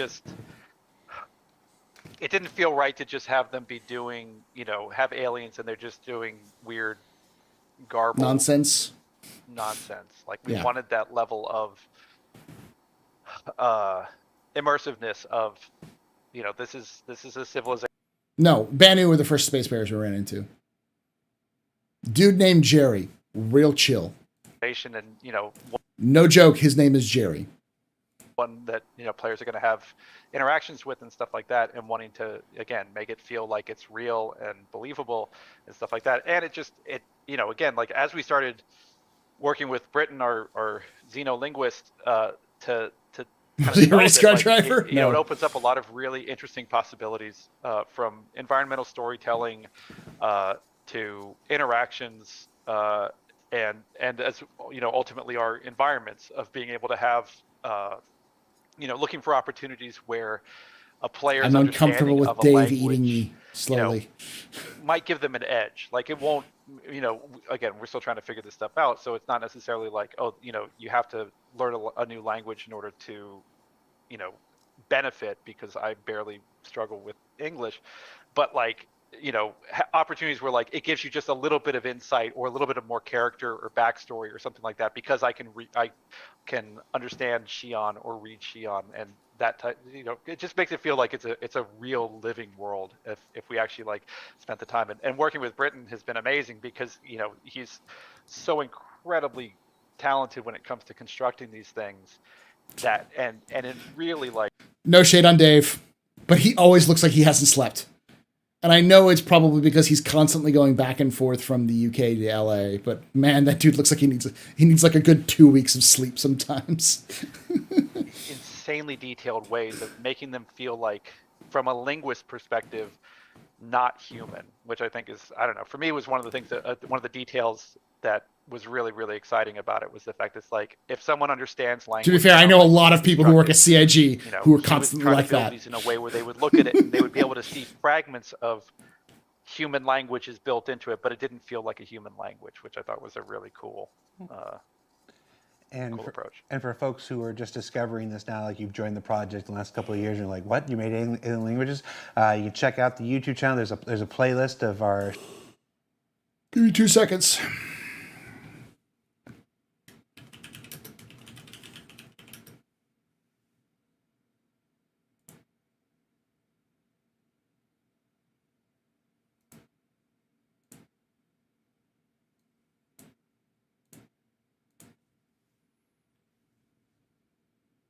So there's an overview of the Xi'an language. It kind of goes through some of the basics. And there's a straight up guide. It is 172 pages long. This isn't just language. This is the entirety of Xi'an culture and language in a document. It has it's 172 pages. And this is just the Xi'an document.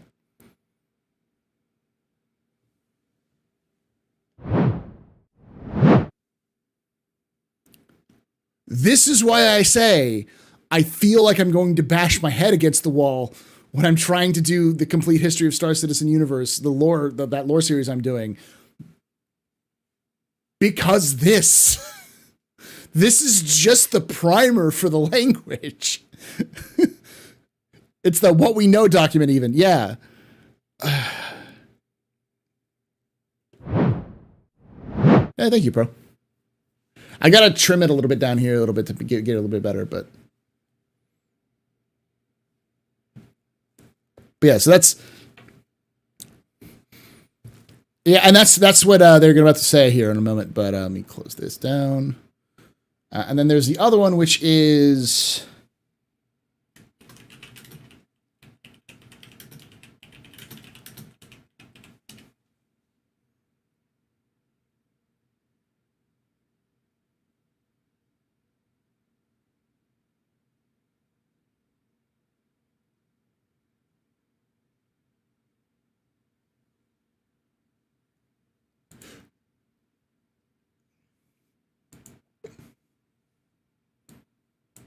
the Rust Society also did one on the Banu. And it also has a PDF document, which is 242 pages. There are novels with less pages than just the language guides for 2 species in a video game.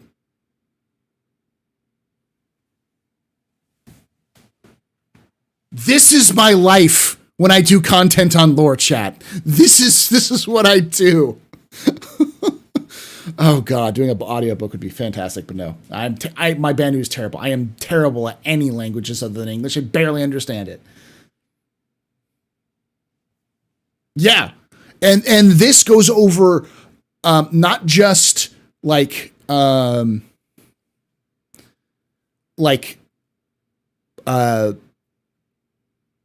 language. It goes over culture. So this is so this is what it sounds like in kind of the Romanized, I guess you could say, translating the alphabet into Latin alphabet. And this is what it looks like, but this is the actual language. And then this is I believe the full. I love this. This is such the Banu thing. It was an honor and fortune and luck to contribute to this guide. I am Sasunda, once of a hauling Suli, now divested. Reggie learned much of Banu during their long friendship with us, but their comprehension is not complete. This is understandable. Banu are complex and mutable. It is not useful to believe that we can be perfectly described. I have therefore accepted a contract to assist Reggie in her role as cultural consultant. I was paid handsomely. Sasunda divested. Why does Sasunda say that they were divested? Because they don't have a Suli. So they are not they are not in a Suli, they are divested from the Suli, which implies that your Suli is your last name. So if they were from say Bang Bang Suli, then they would be Sasunda Bang Bang, because that would be their Suli. Handsomely. Yes. It protects you from getting swindled. It gives you a cultural edge. It's fun and useful to eavesdrop. I love that these are the reasons. And then here goes over like the Banu Protectorate. Talk about bureaucratic Sulis, talk about what the Suli is, like the whole thing, the relationship to history as a spacefaring generations, their concept of gender, basic tips for talking about them. It goes through lots of stuff. I love the Banu one because it's super detailed. Esso Suli is the chief of Suli. Owl's Guide to Reading Native Banu. It's so fucking complicated.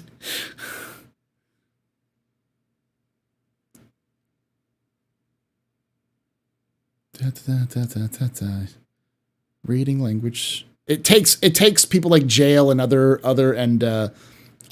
experts in the languages to like it takes some days to translate some of these letters. It's just not easy.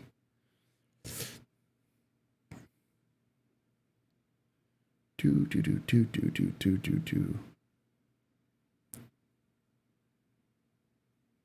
Numerals.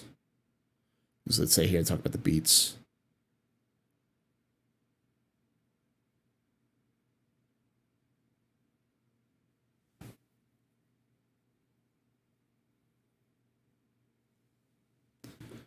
The foot on it represents okay. Etotakau. Paul. There we go.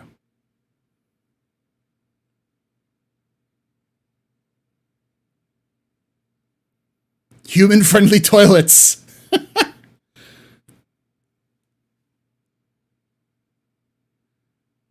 Glue speak versus chop speak. Banu is typically spoken amongst them as extremely contracted.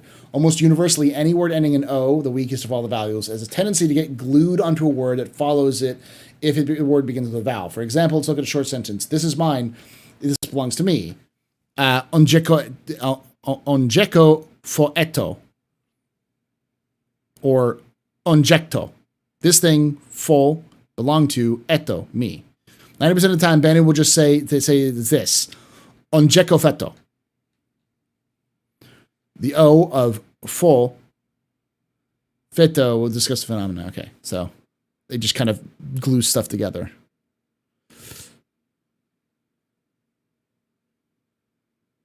Tayaye.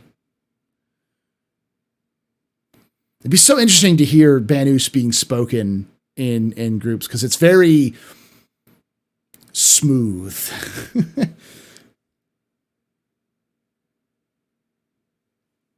All right, let me go through I'm not going through all of this, but it's a lot of it is language, but there's also lots of like little cultural stuff in there. Languages primers. Then there's a section on the RobertSpace like French website with a bunch of commonly. It's like French if you mashed it with like West African languages. It's like French, or it's like French mixed with Arabic. It's like if Arabic and French just like smashed into one another.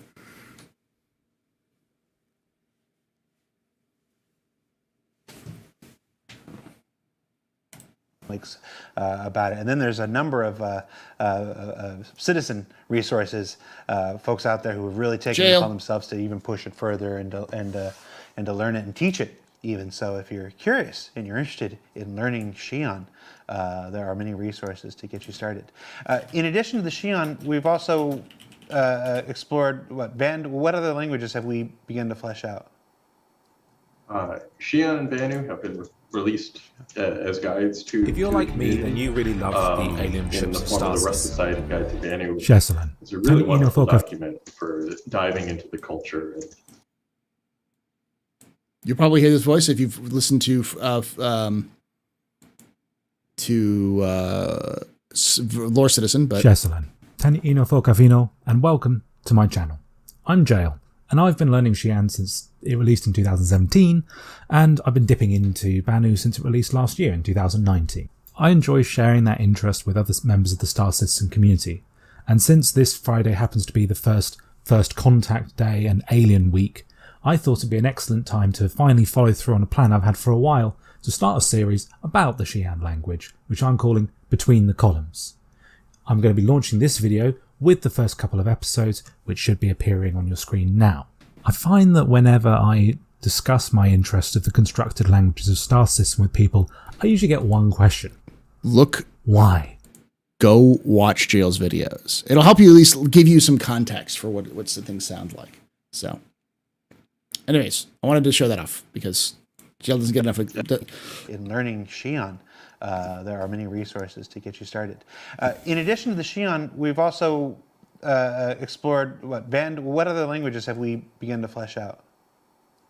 Xi'an and Banu have been released as guides to the community in the form of the Rust Society Guide to Banu, which is a really wonderful document for diving into the culture and touching on what Dave said. Like developing these languages has really allowed us to think about these species in ways that we wouldn't have just coming at it from our more gameplay mindset, or even like creating a full verse and talking about politics and stuff. Like Britt, a lot of times for his language development, needs to know details that we wouldn't really dedicate time on, like, can Banu choke on something? like that was a question because he was going down like this word development and was wondering, would he borrow humans' word for choking, or would they have their own word because they can choke on stuff all the time? And like okay, sure, like let's have a fun 15-minute conversation about this. So that's been great. Pickled corpse bug, I think, is one of their snacks. All not as public so far. Maybe that's something else. Languages for ancient Tavaran, which in the lore was used pre the first two Tavaran wars and kind of fell out of favor, and has recently been having a bit of a cultural resurgence, as well as the Tavaran there's been a growing movement to reconnect with their cultural past. And then also, of course, the Banu is being worked on. So remembering, that's the first confirmation that we've actually had that Tavaran is being worked on, because Jail has been conspiracy theory, tinfoil hatting. He's like, Tavaran has to be coming out soon. And he was hoping that it would come out in 2021 because he was seeing a progression. You had 2017, Xi'an came out. 2019, the Banu language came out. So 2021 should have been the Tavaran language, and it didn't happen. And he was convinced that they were waiting for a in-person CitizenCon to release the Tavaran language, because that's what they did with the Xi'an and the Banu. They brought Britain in, and they had that happen. So I can taste it. I can taste it. We were going to see the Tavaran language guide released in 2022 or in this 2023. This CitizenCon. I hope. That should give a lot of information for you Tavaran fans out there about what their culture is. Like, for instance, we have context of what Rijora is, which is their kind of philosophy, their religion and their philosophy, but we don't really know specifically the tenets of the Rijora. We know sort of what the tenets of the Rijora are. There's some references to it, like community, community kind of working together for protection, staying together, working together, protecting each other. That's more important than anything. It's like the number one tenet is unity, no matter what. Unity. I'm remembering Young Disco and his little Klingon dictionary by Mark Okrand way back when. We'll get a Vanduul language guide before Squadron 42. It would be interesting to explore the idea of eventually like publishing a dictionary or something to go along with it. Something you can take with you on vacation and just go through. With all the spare time we have. That Rust Society guide has a pretty extensive Banu language dictionary in there already. It's not completely filled out, but when it comes down, it's become a great resource for us, because as we develop and release more Banu items. Let's see if I can find it. There was actually here's the crazy thing for y'all who don't know. Oh, we got a party. Who's that? Hey, Deepa, you madman, coming back as VIP. How you doing? Hey, JD. We actually have Vanduul language spoken on set for Squadron 42 because some behind the scenes stuff have showed it. And you know who's playing the main bad guy, the main Vandal bad guy of Squadron 42? I'll give you a hint. He's probably one of the most well-known kind of mocap actors in all of like cinema right now. Andy Serkis. Andy Serkis plays the main bad guy in I mean, I would love to see Giancarlo Esposito in Star Citizen or in Squadron 42. He'd be a fantastic admiral.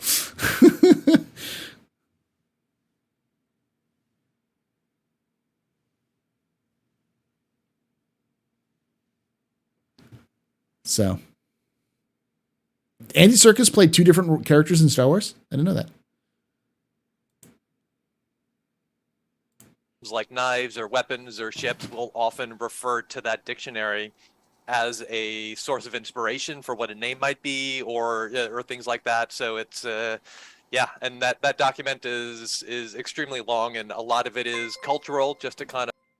Oh yeah, he played Snoke. I forgot. He was in Andor as well. Yeah, the voice he plays in Andor is more of his real voice.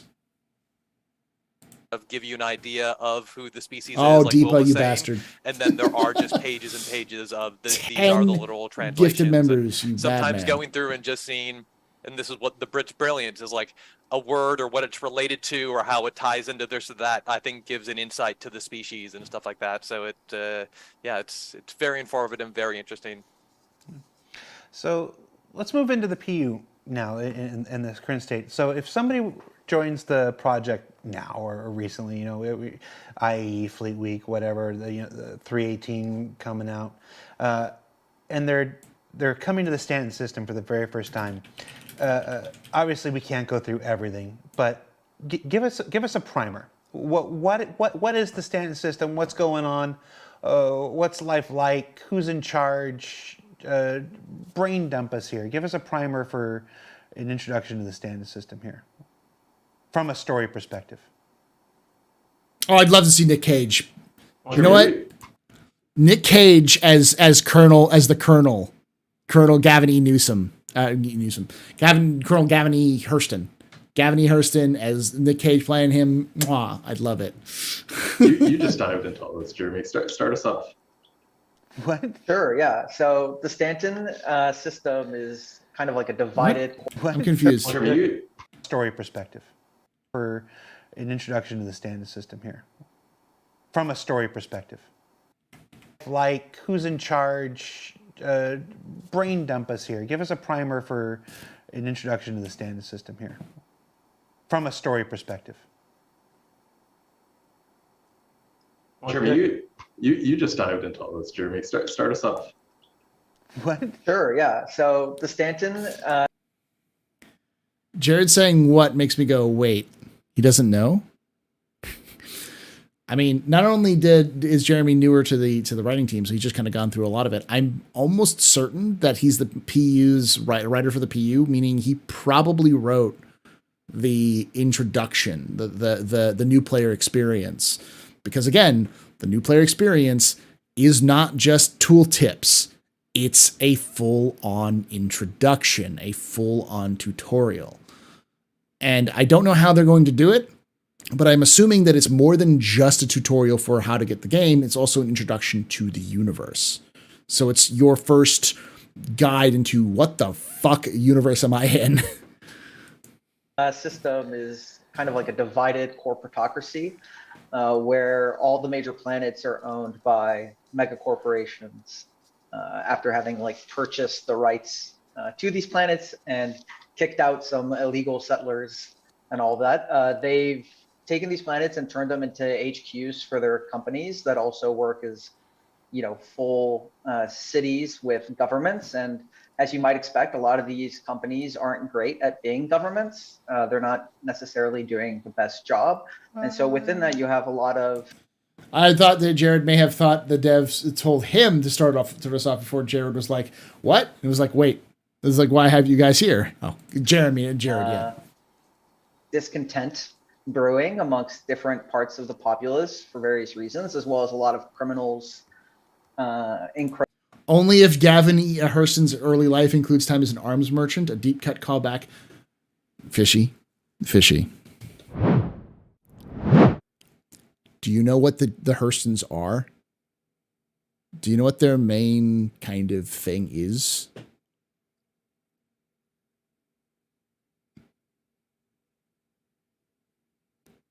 They sell guns, and they've been selling guns for hundreds of years. That's why he would be the perfect Gavin Hurston, or Colonel Gavin Hurston.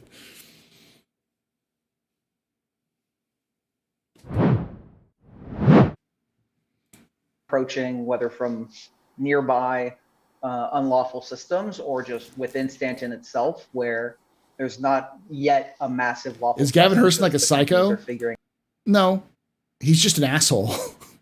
all this out, trying to take advantage of the opportunities and the commerce that's available to be pirated, stolen, etc. That's all transiting through that system.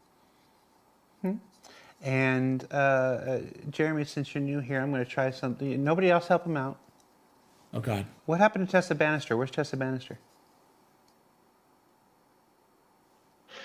I don't know. See if maybe I could trick him into revealing something. Anybody else want to help? You know, every time you're on the show. Spaceship. You can take away my space suit. Suit. You can even take away my space lasers. Beauteous. But you can Never. Ever take away my space game.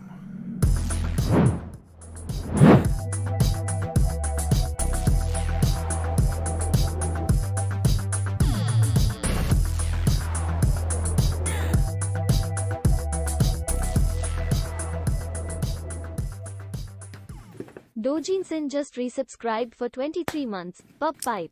Shots and cheers there. Thank you so much for that 23 months of support there. Dojinson, you're a very important pub, a very impressive pisser, very new pedestrian. This is your fault. You're the reason why I'm drinking that. Shots and cheers in chat, y'all. Shots and cheers. So it's already happened a number of times in the chat. See, the chat's like, Jared! Like, who is Tessa Bannister? Who is Tessa Bannister, and will she ever come back?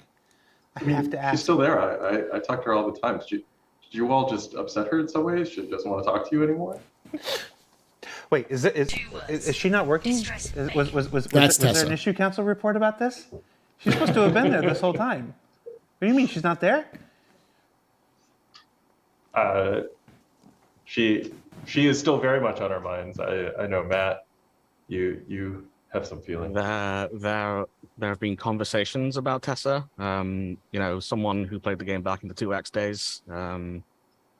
I think it goes without saying I'm excited to see her back.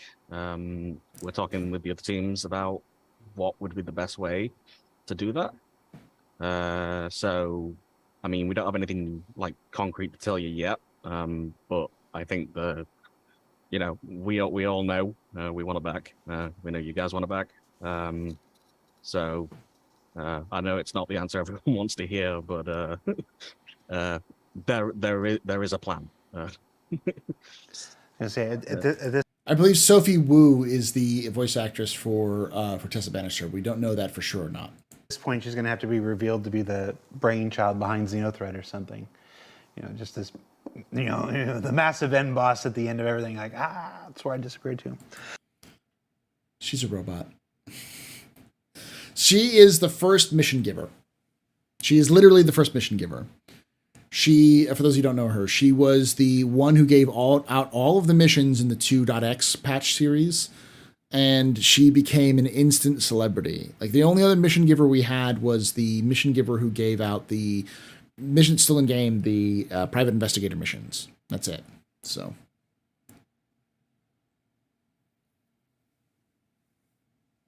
Does that sound ominous to you? Yeah.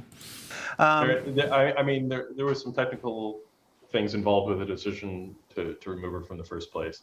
And then Klim? Wallace Klim? No, the first mission giver was after them was you looking for somebody? What's his name? The Rekka was on Levski, yeah. And that was at who was at Levski too? Miles Eckhart. Thank you, Crystal. Miles was at Lorville. He was at Levski as well, and then they moved him to Lorville. It's always about that. We have the same bucket of people working on a bunch of stuff. Then where does Tessa fall into their schedules? Because missions have come a long way since she was introduced, and having to refactor her kind of set and adding new stuff and really making her the character we want her to be. I don't think he was ever at Grimhex. He was always even in the demo. He was in Levski. Switch back on in order to get in the game again. So it's taking us some time. We have it in the backlog, and no, Grim existed before Levski. Slowly moving it to the pipe till we get to her. So Chad is asking what Tessa's favorite mustard is. Bacon. Say that. You're not going to tell. You're not going to show people. Don't do that. Besides the 4 big corporate giants who own the 4 mega planets, there are also other organizations floating around. There's Cafe Grimhex Musin and Nine and as a location, and then there's Ninetales and Xenothreat roaming around. Levski. Give us Claire Frankel. Because okay, we're bringing back Xenothreat and Ninetales, Lockdown, and stuff like this. For folks, again, who are joining and whatnot, they don't know the history or don't know who these people are. Somebody introduce us to Ninetales. Who are they? What do they do? What do they want? What the Ninetales want is a bit unknown at this point. They God damn it. There's a portfolio written about them. Yeah, they've been working towards that 10th tail. I think that's been. But yeah, there's a portfolio on them where they started off as kind of like a for-hire kind of like gang that was out there pulling big jobs in other parts of the UEE, and for some reason decided to settle at Grim Hex Station and take it over and take full command of it and focus all their efforts in and around the Stanton system at this point. So the reason behind that decision, or what's kind of going on with that, is still. What, for Ninetales? They know who the Ninetales are supposed to do. At least they have an idea. But the whole concept is, even in lore, no one knows what the fuck the Ninetales are up to. They started off as a hit squad that was just doing random things. They didn't know what exactly their jobs were, and then they started doing random jobs, and then showed up at Grimhex one day. Spaced threw a couple dissidents out of an airlock and said, "This is our place now." And they've been up to some weird shit ever since. They're up to something, and the whole "What are the Ninetales doing" is part of a longer story series that CIG wants to do with the Ninetales in Stanton at some point. Up in the air, but they're causing a lot of headaches when it comes to the Stanton system in general, because Grim Hex is technically in the control of the Crusaders planet, and they don't necessarily have the best security protocols or desire to do it, but with it obviously being a quick QT to go to any other place in the system, it's easy for them to go hit another planet, hit their infrastructure, hit their shipping lanes, and then just duck back to Grim Hex, where Crusader doesn't seem to want to do a full-on assault on their own, and the other corporate entities in the system don't seem to have the muster to want to get together to try to take on the program. He said muster, not mustard. The UEE's like, hey man, we sold you guys this system. It's your job to keep it clean. So the UEE doesn't want to get involved. So they're sitting in this nice little like gray zone, just causing trouble for some reason. A Marxist and an analyst of Hurston would predict that all the guns in Star Citizen universe wouldn't work. It was a bad analysis. They work great. They just abuse the hell out of their workers to get it to work. The only thing they cut down on is worker safety and worker like protections. But because things are so desperate in the UEE, they really pick on the most desperate of the desperate to work for them. So Crusader doesn't have the best security apparatus, but they're the ones administering the central crime system. Yes. That's intentional. The Stanton system is supposed to be a clusterfuck, because every time a megacorp gets control of an entire system, they're terrible administrators, and that's an intentional story beat. Like, mega corporations shouldn't be administering governments because they're bad at it. And in recent times, the UE has been, approving the CDF, the Civilian Defense Force, to deputize people to help out with the Nine Tails. But that's always in kind of a reactionary measure of this is an immediate threat, so we need all these hands on deck to help deal with that security situation. Whereas like the idea of like, oh, why don't we scale a massive assault on a full station full of people and evict them is a different matter entirely. So it's kind of like, how do you deal with this known encampment that's at the Grim Hex or Green Imperial Hex Station? Yeah. It's important to remember that you can go to Grim Hex and not be in any way aligned to the Nine Tails. Doesn't matter.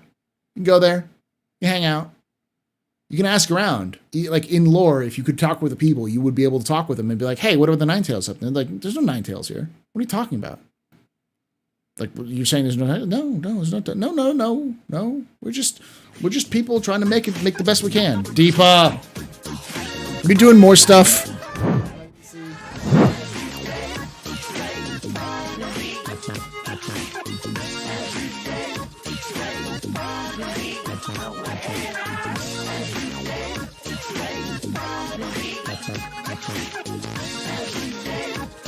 We don't need ChatGPT. We just need him to make AI working. 10 subs. Thank you so much, Deepa, for that 10 subs, you madman. We've seen the Nine Tails and Crusader security clash a bunch of times. What about the other corporations in Stanton? Do the Nine Tails have a relationship or a standing with ArcCorp or Hurston or Microtech? They just stay out of their way? A little bit. The Crusader is the main sphere of influence. There's other gangs that we're slowly hoping to introduce and see more of as we expand content. Like, we have the Dusters, who are a gang who specialize in kind of more of the high-end ore. I knew it! I knew it. Knew it. For those who are wondering, they mentioned the Dusters in the monthly report, specifically by name, that they're working on the Dusters as a faction. And I'm like, we're getting another pirate faction for Stanton? That's interesting. And yeah, because the Dusters are an inter-system gang. They exist beyond Stanton. Nine Tails only exist in Stanton. The Dusters are everywhere.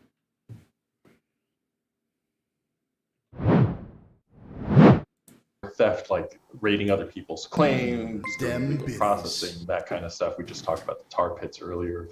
We have the Nova Riders. There's also Nova Riders. In Hurston, we have the Hurston Workers.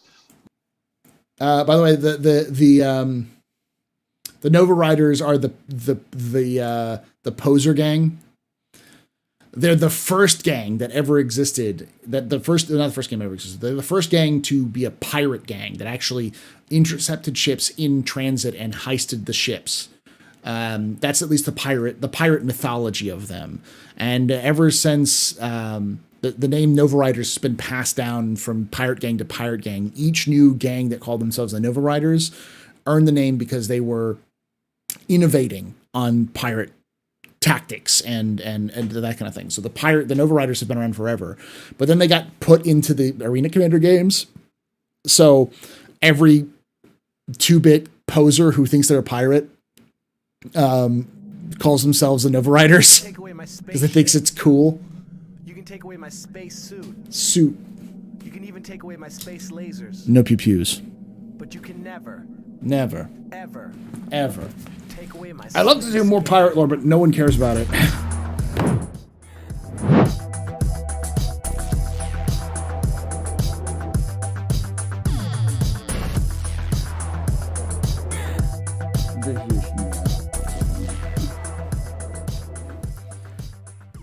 Oh, Senali just resubscribed for Senalaya. 33 months. Thanks for that 33 months. You were very important, Papa. Very impressive, Mr. Very new pedestrian. This is your fault. The reason I'm drinking. Shots and cheers in chat, y'all. Shots and cheers. Let's go with that. And then we'll go with that. And then we'll go back to watch. It's always fascinating because it's a different world from the UEE. But whenever you put something pirate in the title, like YouTube viewers freak out and refuse to watch it because they assume that piracy means PvP and PvP means griefing. So you put anything like, oh, the lore of pirates, they immediately go, nope, I don't want to watch a bunch of griefers. And it's like, it's AI, guys.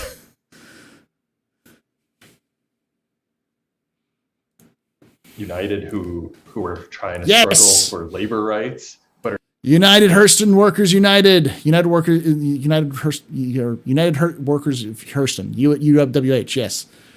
We're actually maybe getting the UWH in game. are deemed as outlaws because, you know, Hurston doesn't like what their message is. So which is so unionized. I think we're trying to get a variety, but Ninetales definitely have one of the larger influence across the system, even with their focus on Crusader.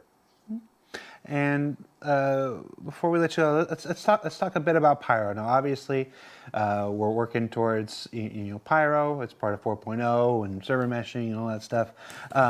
So there will be undoubtedly more Pyro information coming as the year goes on. So we don't want to get too far into it. But as a general primer for Pyro, for people who, again, most of the show is for this week is for folks who are relatively new to the project, who have never seen you guys, heard you guys. Give me the nickel version. What is Pyro and why does Pyro matter? Hosting a board cube of the universe. Yeah. They don't be too confused with the United Workers Union of Hurston. The United Workers Union is an offshoot or a branch of the United Workers of Hurston. It's their Catgirl alliance, their Catgirl federation. Long jokey story about how that came from. Ooh. Maybe want to take a stab? Okay.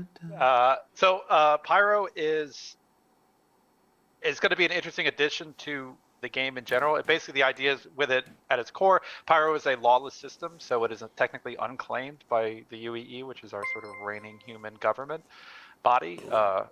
And it got its name from basically the idea that the star at the center of it is very unstable, and so it is very low, Starmaniac, very low. To live. That's why the UEE basically kind of deemed it as we don't really care about it, let people kind of mine it for a bit and exploit it, but with no intention of kind of settling the planet. So with that sort of vacuum of authority, probably less than 1%, became a place for a lot. I like that there's somebody in there. So they didn't care. That's really good lore there, and it's like it's a lot more complicated than that, but it's yeah. It's like Idaho. No one gives a fuck about Idaho, but there's some people who live there for some reason. No one cares about North Dakota, but they still live there for some reason. It's like Ohio. All right? No one cares about Ohio, especially not the federal government or the Ohio government, but people live there. Hello, hi, I'm Delaware. Yeah. People who want Every country has one of those places, like some random backwoods ass like place, like an island or a small town or mountain, where it's like, yeah, they don't give a fuck. No one cares about that.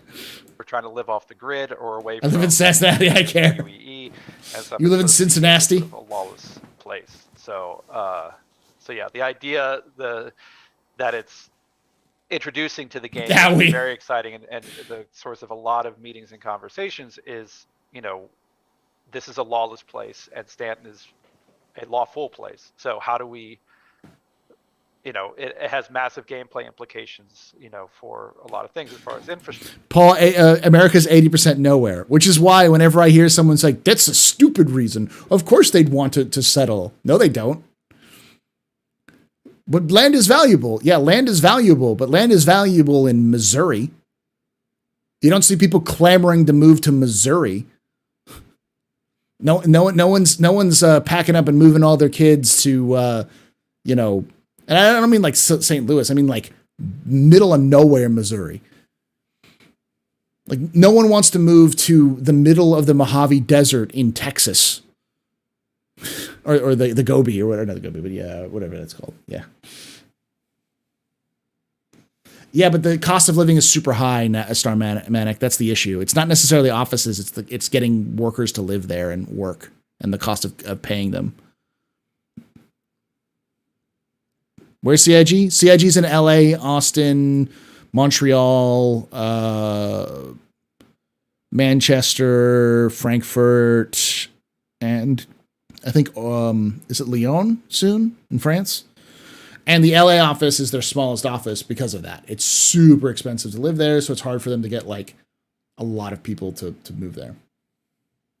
Yeah, Gobi is in Asia. Slab City, Nevada, yes. Places like in the middle of nowhere. Infrastructure and CIG's not in New York City. Yeah, but they're not going to move because it's not an issue of move. It's not an issue of move. Starman Manic, it's not an issue of area. It's an issue of pay. The cost it takes, the amount of money it costs to pay someone to live in New York City and work in New York City is extremely high. It's the reason why there's not many tech companies in New York, because it's so high. There's no real reason to. The reason why most tech companies are in places like Austin or Montreal or Seattle is because, and it used to be the Central Valley or the Silicon Valley in California, is because cost of living was relatively low, so you could pay people a lower amount. There's a reason why a lot of companies are leaving Silicon Valley and going to other places, leaving Seattle. Austin is also having kind of an up and down. It's still a little bit cheaper to live here compared to the rest of the United States. Like Montreal, much cheaper place to live. So.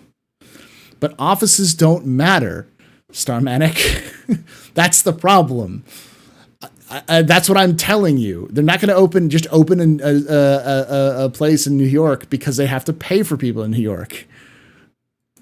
Missions. I feel like I'm talking to a wall. So it's going to be a really. I don't think they have an office in Korea. It's going to be an awesome place to kind of wander around, but yeah, that's a lot to process. To do it. But yeah, the idea, the core of it is basically that because it's a lawless place too, that it's sort of in constant civil war among several of the reigning gangs in the system. And the idea being that, like, the hope, the ultimate dream of it was that there would be Starmanic. You are just saying the same thing over and over again. It's not going to happen. Stop trying to make New York happen. It's not about the room. It's about the costs.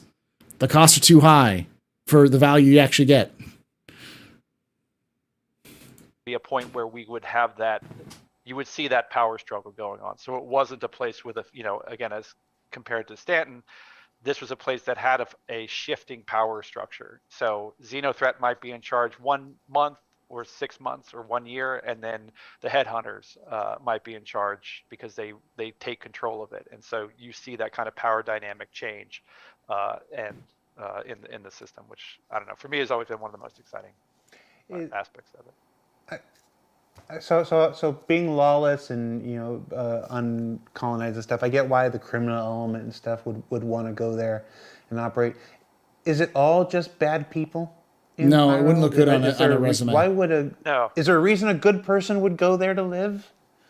Yeah, I mean that's been one of the conversations, is what is the draw for the lawful characters that want to go there. I mean, one of the things we've been talking about a new org that would be kind of trying to instill law in Pyro, but there's also the bigger one would be a group that I sort of nicknamed the Survivors, which are sort of a neutral faction within it, that they're not outlaws or criminals.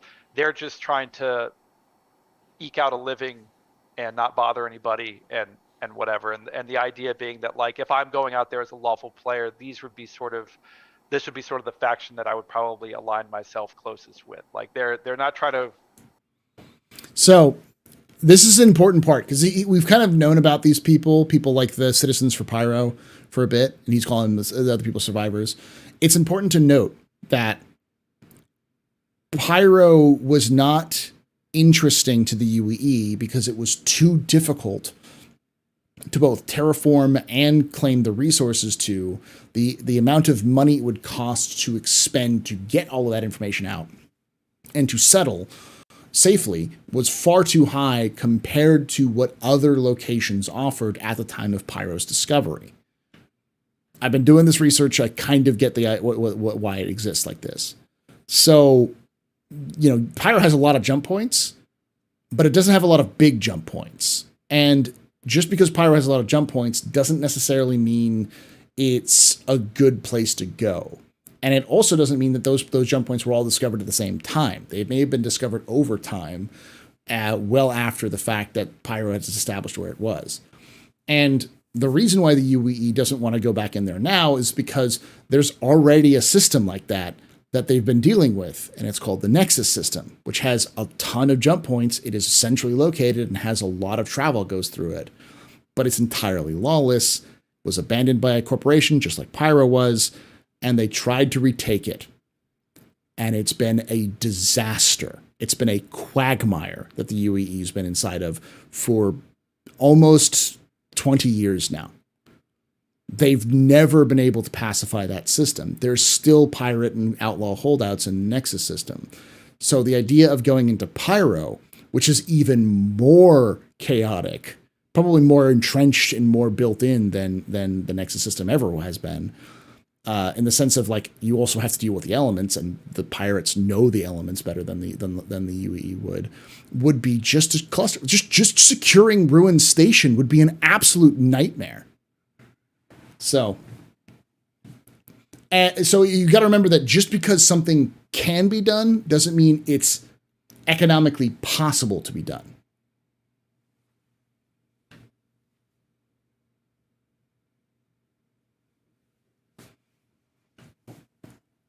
And so why would people live there? Because the Empire is also shit. It's not a very good government, and it has many problems. And a lot of people would just want to get the fuck out of there because they don't trust the government. So they move. And where do they move? Well, places like Pyro, where they actually have access to resources and land that they could live off of, but at a price. They're living in lawless Wild West territory, effectively. So the real power of the systems being these gangs. So it's like a trade-off. Do you live in a place where you feel like you're being persecuted or being attacked, especially say if you're like a Tavaran or something, or politically kind of rebellious, or do you live in a remote area where you have much more physical danger but more freedom? So, how big is Ruin Station? It's, hold on. See if we can find the picture of it.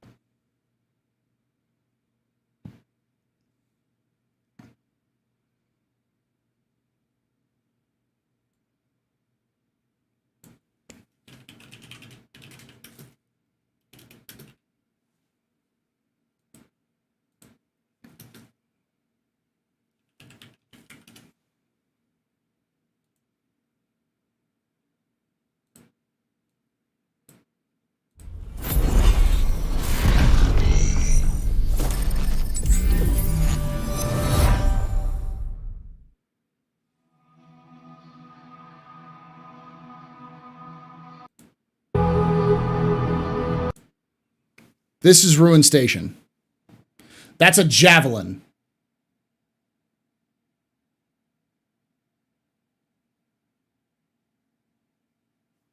If we pull back a little bit. That's a javelin.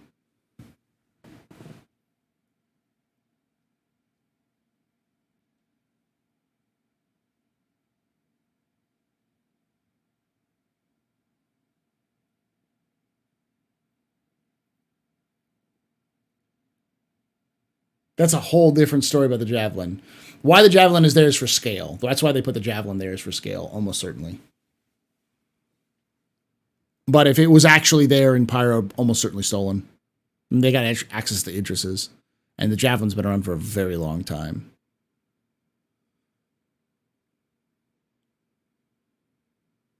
I'll probably be a flare faction or something. I'll let it go through a little bit so you can get more like big like pictures of it in terms of its size.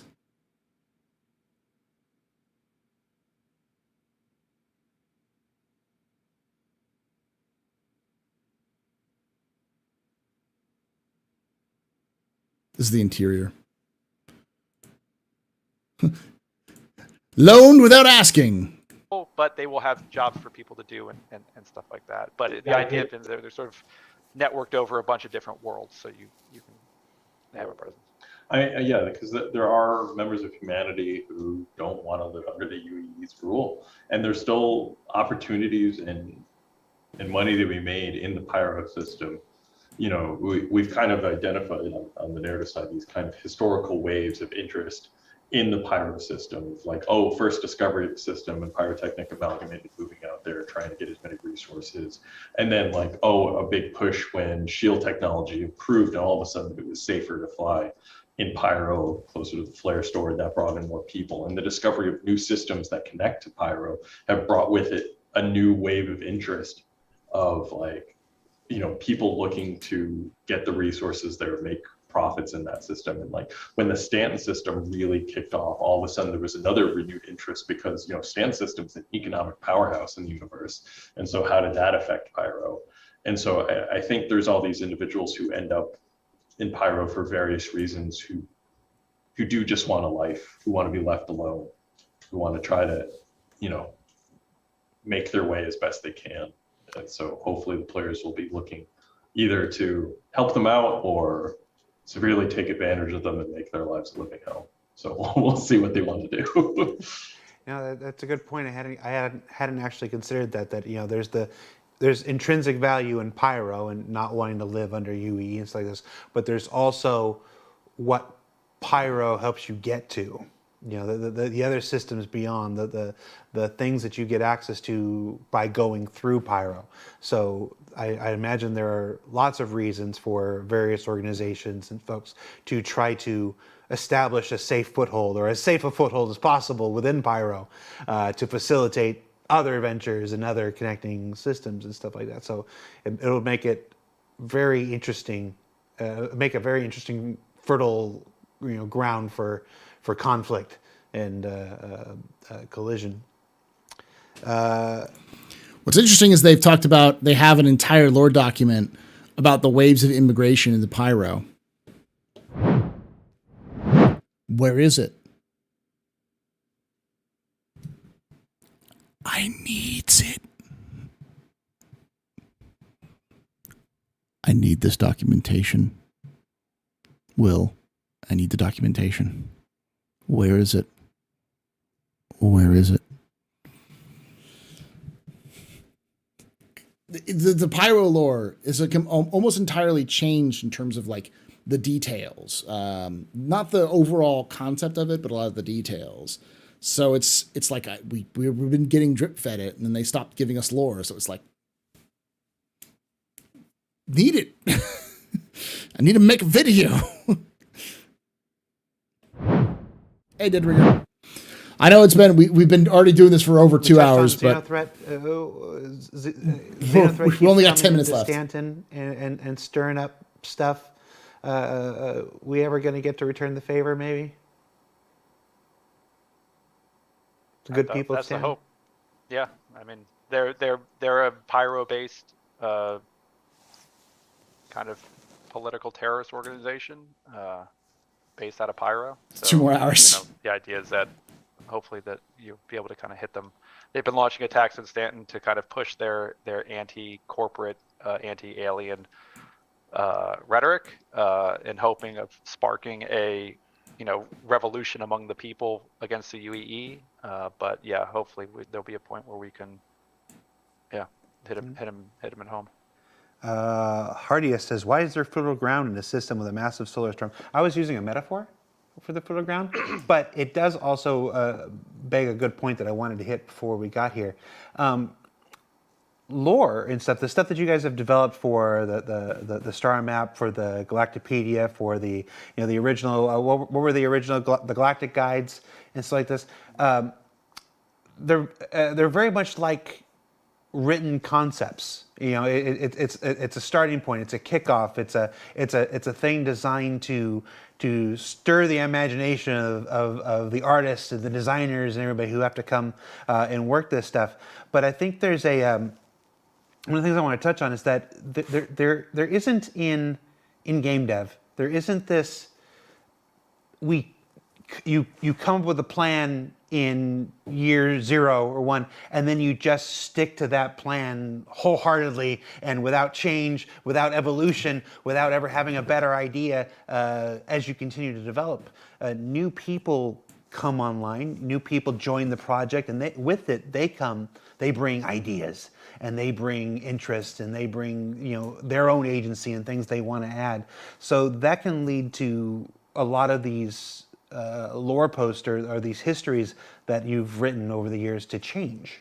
And some would call that retcon, but I think more appropriately, and you can tell me if I'm wrong, it's more just the natural evolution of a universe, of game development. Am I right? Am I wrong? Am I barking up the wrong tree? I mean, that is how it goes. I mean, we don't want to be a team who digs in our feet and be like, well, we wrote this paragraph 6 years ago, so it has to be this way. Like, especially because our goal, just like a lot of the other teams, is to have the most fun gameplay we can. So our narrative is always in service to making the game fun. And so, with Pyro, we've talked about this a little bit, but it turns out that it's more fun for some of these worlds to be slightly less harsh than we had originally envisioned, for them being a little more forgiving environmentally, so that some of our other gameplay systems can exist there. So, we're looking at adjusting those original write-ups. Like, a lot of the how harsh the system had to do with our very original idea that landing zones were going to be fairly limited. And of course, over time, as the amazing planetary tech team has come in and created all these fun sandbox environments, we want to be able to take advantage of those. So we still want to have those harsh environments. We still want worlds like that you go there and you have about 10 minutes before your health systems are going to kick in and start killing you. But like, we also want to scale back the other side of it and have areas where players can do missions more on the surface than we originally thought. And we're also coming with in-between ways of how to have, like, are there ways for outposts to survive on these really harsh worlds, and talking about that with the design teams and expanding those systems. And on the subject of retcon, I guess we always do try to avoid retconning when we can. Like, I'm just letting him talk about it, but yeah. The Regen Tech's a good example of where we introduced it as a change that was happening for the characters in the universe. But sometimes when it's like the temperature of the planet, we weigh it like, is this something that happened now? Is this a new development? Or is this something how it has always been, and we need to do a retcon and have it be that the old facts never existed? So we try to avoid that when we can, but a lot of times it's unavoidable, and that's just the simplest solution to go forward. We got about 7 minutes left, but that's the most eloquent way of putting it. I wouldn't have been able to put it any better than from the horse's mouth. CIG, the lore team, really doesn't like retcons. They never want to do retcons, which is why they're vague as fuck. Like, most of their writing is super vague. They may have some specifics about like some parts in the past, which are really easy to like gloss over, but they're generally incredibly vague until the development team says, let's do this. So that way they don't have to retcon as much. And if they do, they'll find clever ways like using the regen tech, which a lot of people go, regen was going to break the game because how would people? It's like, because it's only existed for 4 years. So yeah, it's not that bad. And I know there's a lot of people who have said it's not a retcon if it's not in the game or not in lore. And I argue it can be a retcon if it's changing dramatically, and a lot of Pyro physically changed. Like, it went from a red star to a yellow star. But I think that's the least interesting thing about Pyro is its science. I know there's a lot of science bros who like to kind of look at Star Citizen lore and be like, well, it's very well thought out science, and if it changes, then it makes no sense, and like scientifically speaking, and it's like, it's a video game. You're like, the most important thing in my mind, and maybe this is an insult to people who really, really, really, really like science, is not the science, it's the culture, it's the gameplay. What are you going to get in there? And the star is pretty to look at, but that's about it. I don't know what it means, but I don't get the term, the acronym. I know what it means, but it says retroactive continuity. That's what it's called. That's what it stands for. Retroactive continuity, which effectively is the concept of going back and changing something that was already continuity. They retroactively change the continuity. That's what retcon stands for.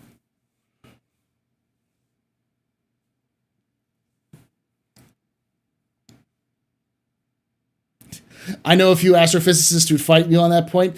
I'll take on some nerds. Let's go. I have gotten into more than a couple arguments with scientists who use Galileo as an example of how terrible the world is. I'm like, Galileo was a fucking moron, and he deserved his fucking fate.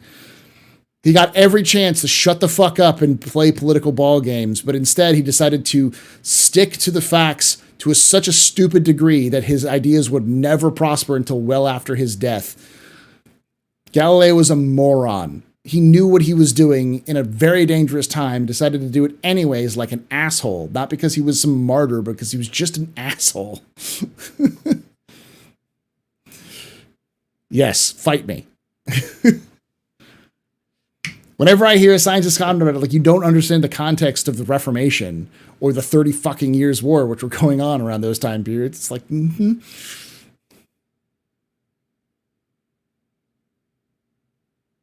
I don't know if the Pope was a friend of Galileo, but I definitely know that he was given every opportunity as an out, because the church really didn't care, but they needed to set an example because they were in this really fucked up political situation. And I'm not historically speaking, I'm not forgiving what actually happened. I just, the narrative that's been spun by tech bros and science bros since then is like, he's a martyr for science, and science is important. It's like, no, society is the science you're doing stuff for. Stop being stupid.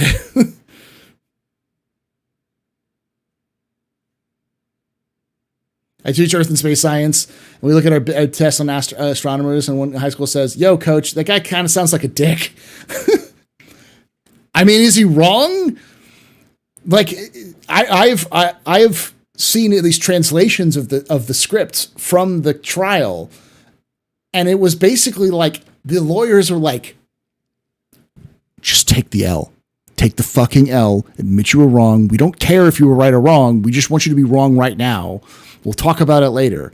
And Galileo's like, no. And finally, he was about to goddamn die, and he's like, oh, I'm about to die. I don't want to die. It's like,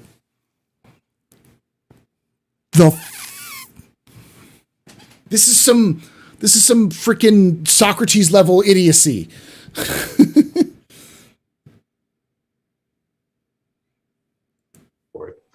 Well, that's why I'm prone to saying we call it game development, not game construction. It's there's this idea, a myth, that a plan is put in place before a game is started, and you just spend the next 2 years, 3 years, 4 years, in our case 10 years, whatnot, just executing that same exact plan that was laid out before. But proper. Well, as I was raised, my father used to say something about people who were jaywalking. He used to say, jaywalkers do have the right of way, but would you rather be alive or dead right? A dead person is not good for anybody, except for the mortuary service, mortuary businesses. It's not good for anyone. Proper development is about incorporating all of the ideas and the feedback and the lessons learned along the way, and that applies to summits. as well for folks who watched yesterday's ISC and came away thinking, oh, they're just starting on this. It's like, no, they've been on it for years. The summit is about taking the lessons that they learned through PDS and incorporating it and adjusting the plan where it needs to be adjusted and reinforcing the plan where it's like, yeah, that absolutely worked the way it was, and continuing to go from there. I think a lot of, I was looking at the comments, and I think a lot of people took the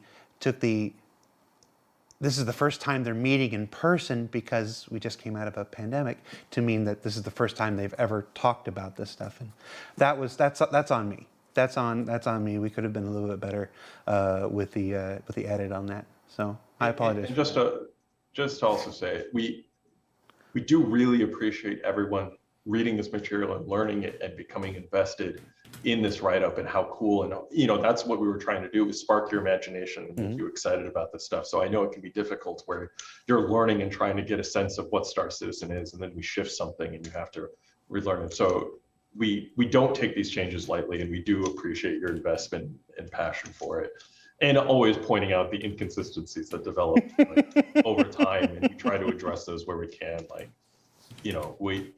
We've talked about this before, but anytime we write anything, it takes like an hour of research and going through our history and consolidating all our facts. And that's a big part of their team's job is trying to ensure consistent history to the project. And so we appreciate the community's help in being like, hey, this year doesn't make any sense. The system wouldn't have been discovered yet. And like, oh yeah, we totally missed that. Thank you. So Matt, be real with me. You were a backer beforehand. You played the game. You came in. How long did you wait before you had to be like, okay, remember when you said this and you totally forgot that there was this? And so how long did you wait before you started bringing the fire? Oh, that was like day one. I was in the job interview. I was like, oh yeah, by the way, did you know this? And I was like, remember when you said you were going to do this? That's not what happened. Yeah. The only constant in game development is change. All right, guys, we're here at the end. Thank you so much for taking the time to be here with us. Little known behind the scenes thing. We had another set of guests scheduled for this week, and they unfortunately had to reschedule for some personal stuff. I have had a long and storied thread in Teams called Jared's Channel of Bailing His Ass Out. And it's only got the members of the narrative team in it. So I always appreciate them when I throw the fail signal up, and they're like, it's Jared, he needs us. And they come and hey, so thank you so much, Sherry, Jeremy, and Matt. It was very good to meet you for the first time today. So that's it. That's Star Citizen Live. We have a special guest joining us for the last 30 seconds. Special what? Sherry's here. Oh, Sherry. Sure, Papa. Jeremy, you're muted if you want to unmute. I don't know. Hi. Wait a. Hi. All right, start it over. Back to the beginning. So, Sherry, who are you, and what do you do? Oh, I'm Sherry. I'm an associate writer / archivist here at Cloud Imperium Games. I thought this was now and not an hour ago. So I was like, I totally made it in time. This is great. Time zones. So sorry about that. But yeah, I do the Galactopedia and help with alien languages and planets and stuff. Yeah, she's a language person. Thank you. That's why it's the narrative team and not the schedule team. Sorry. Will is the science person, and Adam is the okay, cool. I'll do that. All right. The tech person. Thanks so much for for the political person. Yeah, it's the exposure stuff. Sorry. Anyway, go Right. ahead. So thanks so much for tuning in, everybody. Be sure you check out ISC next week. Big mining changes coming to Alpha 3.19. I haven't seen it on the roadmap yet, but I flew to Frankfurt this week and caught up with Torsten, and there's some really exciting new mining stuff coming in 3.19. So check that out on ISC next week. And then if you haven't already, check out the recent ISC about the Server Machine Summit. Like I said, we talked about it a little earlier. It's a new kind of a story attempting to tell a multi-part thing, where we don't tell the whole story in a single episode. It works for some, it doesn't work for some others. We experiment. I've been doing this for a long time, so we're going to try some stuff. If you didn't like it or whatever, you should absolutely blame me. The developers are doing wonderful work, and they've got some great updates coming. And we'll revisit the summit here in a couple weeks, and you'll see more of what their conclusions were and what they came to. But yeah, so for Will and Dave and Jeremy and Matt and Adam and Mike and Sherry, I'm Jared, and holy crap, I remembered everybody's name. Take care, everybody. Bye, Jared. And we'll see you next week. Bye. Bye. Awesome. Underground mining, maybe. We do know that there is new mining missions, which is hard to see. We'll see what's going on. So, yeah, that was definitely a last minute sort of thing, but there is some definitely interesting stuff written, or different stuff that they kind of revealed there, which is nice. I always like a good lore team SCL, because it's my wheelhouse and I love those sorts of things. So thank you, Jared, for that. Speaking of which, I currently am unable to mine at a cluster, which is continues to spawn without a mining tool. So I was going to do some smuggling stuff, but it is super late, and I think I'm just going to call it a night. I normally be a little bit more, do a little bit more, but we'll definitely do some of that stuff tomorrow. Before we do Captain's Table, tomorrow's Captain's Table, I'm going to double check to make sure right now, but let me see.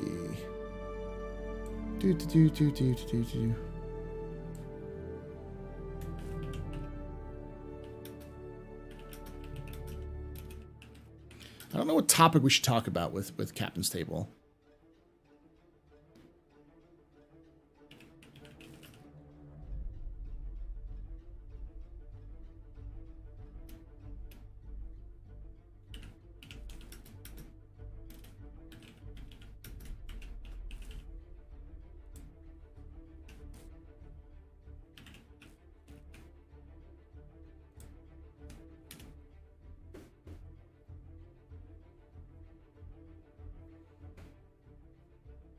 No way, Paul. Just getting started. No. You got jumped into computer space and immediately got hit by a missile. Oof. Thank you. So hopefully I gave some context for some of that stuff. There's some pretty cool stuff though in there. It's Digital Master and the Space Coder. So.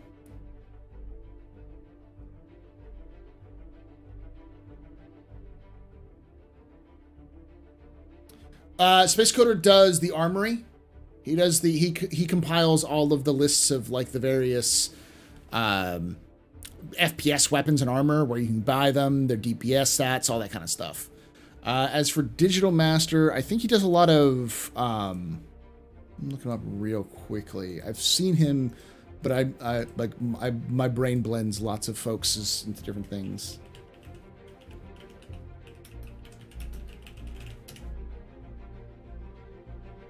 There we go. He does a lot of tutorials.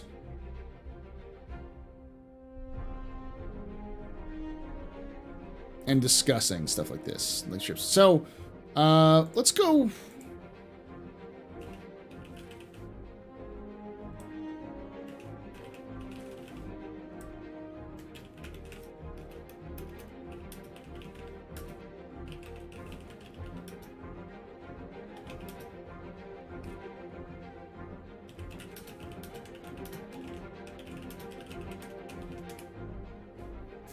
Let's talk about the tutorials and getting players into Star Citizen.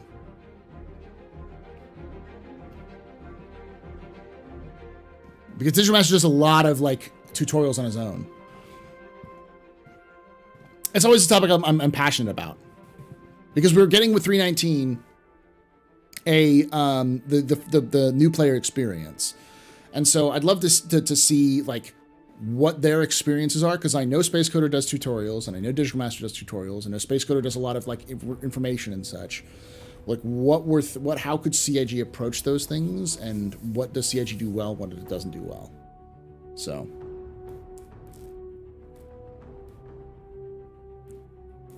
we'll talk about some other stuff too as well.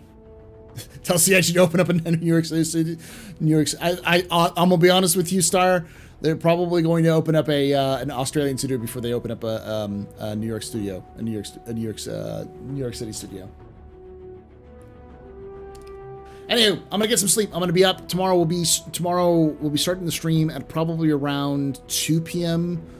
2 p.m. Eastern, though. We may be 1 p.m. Eastern. Depends on what else I'm doing.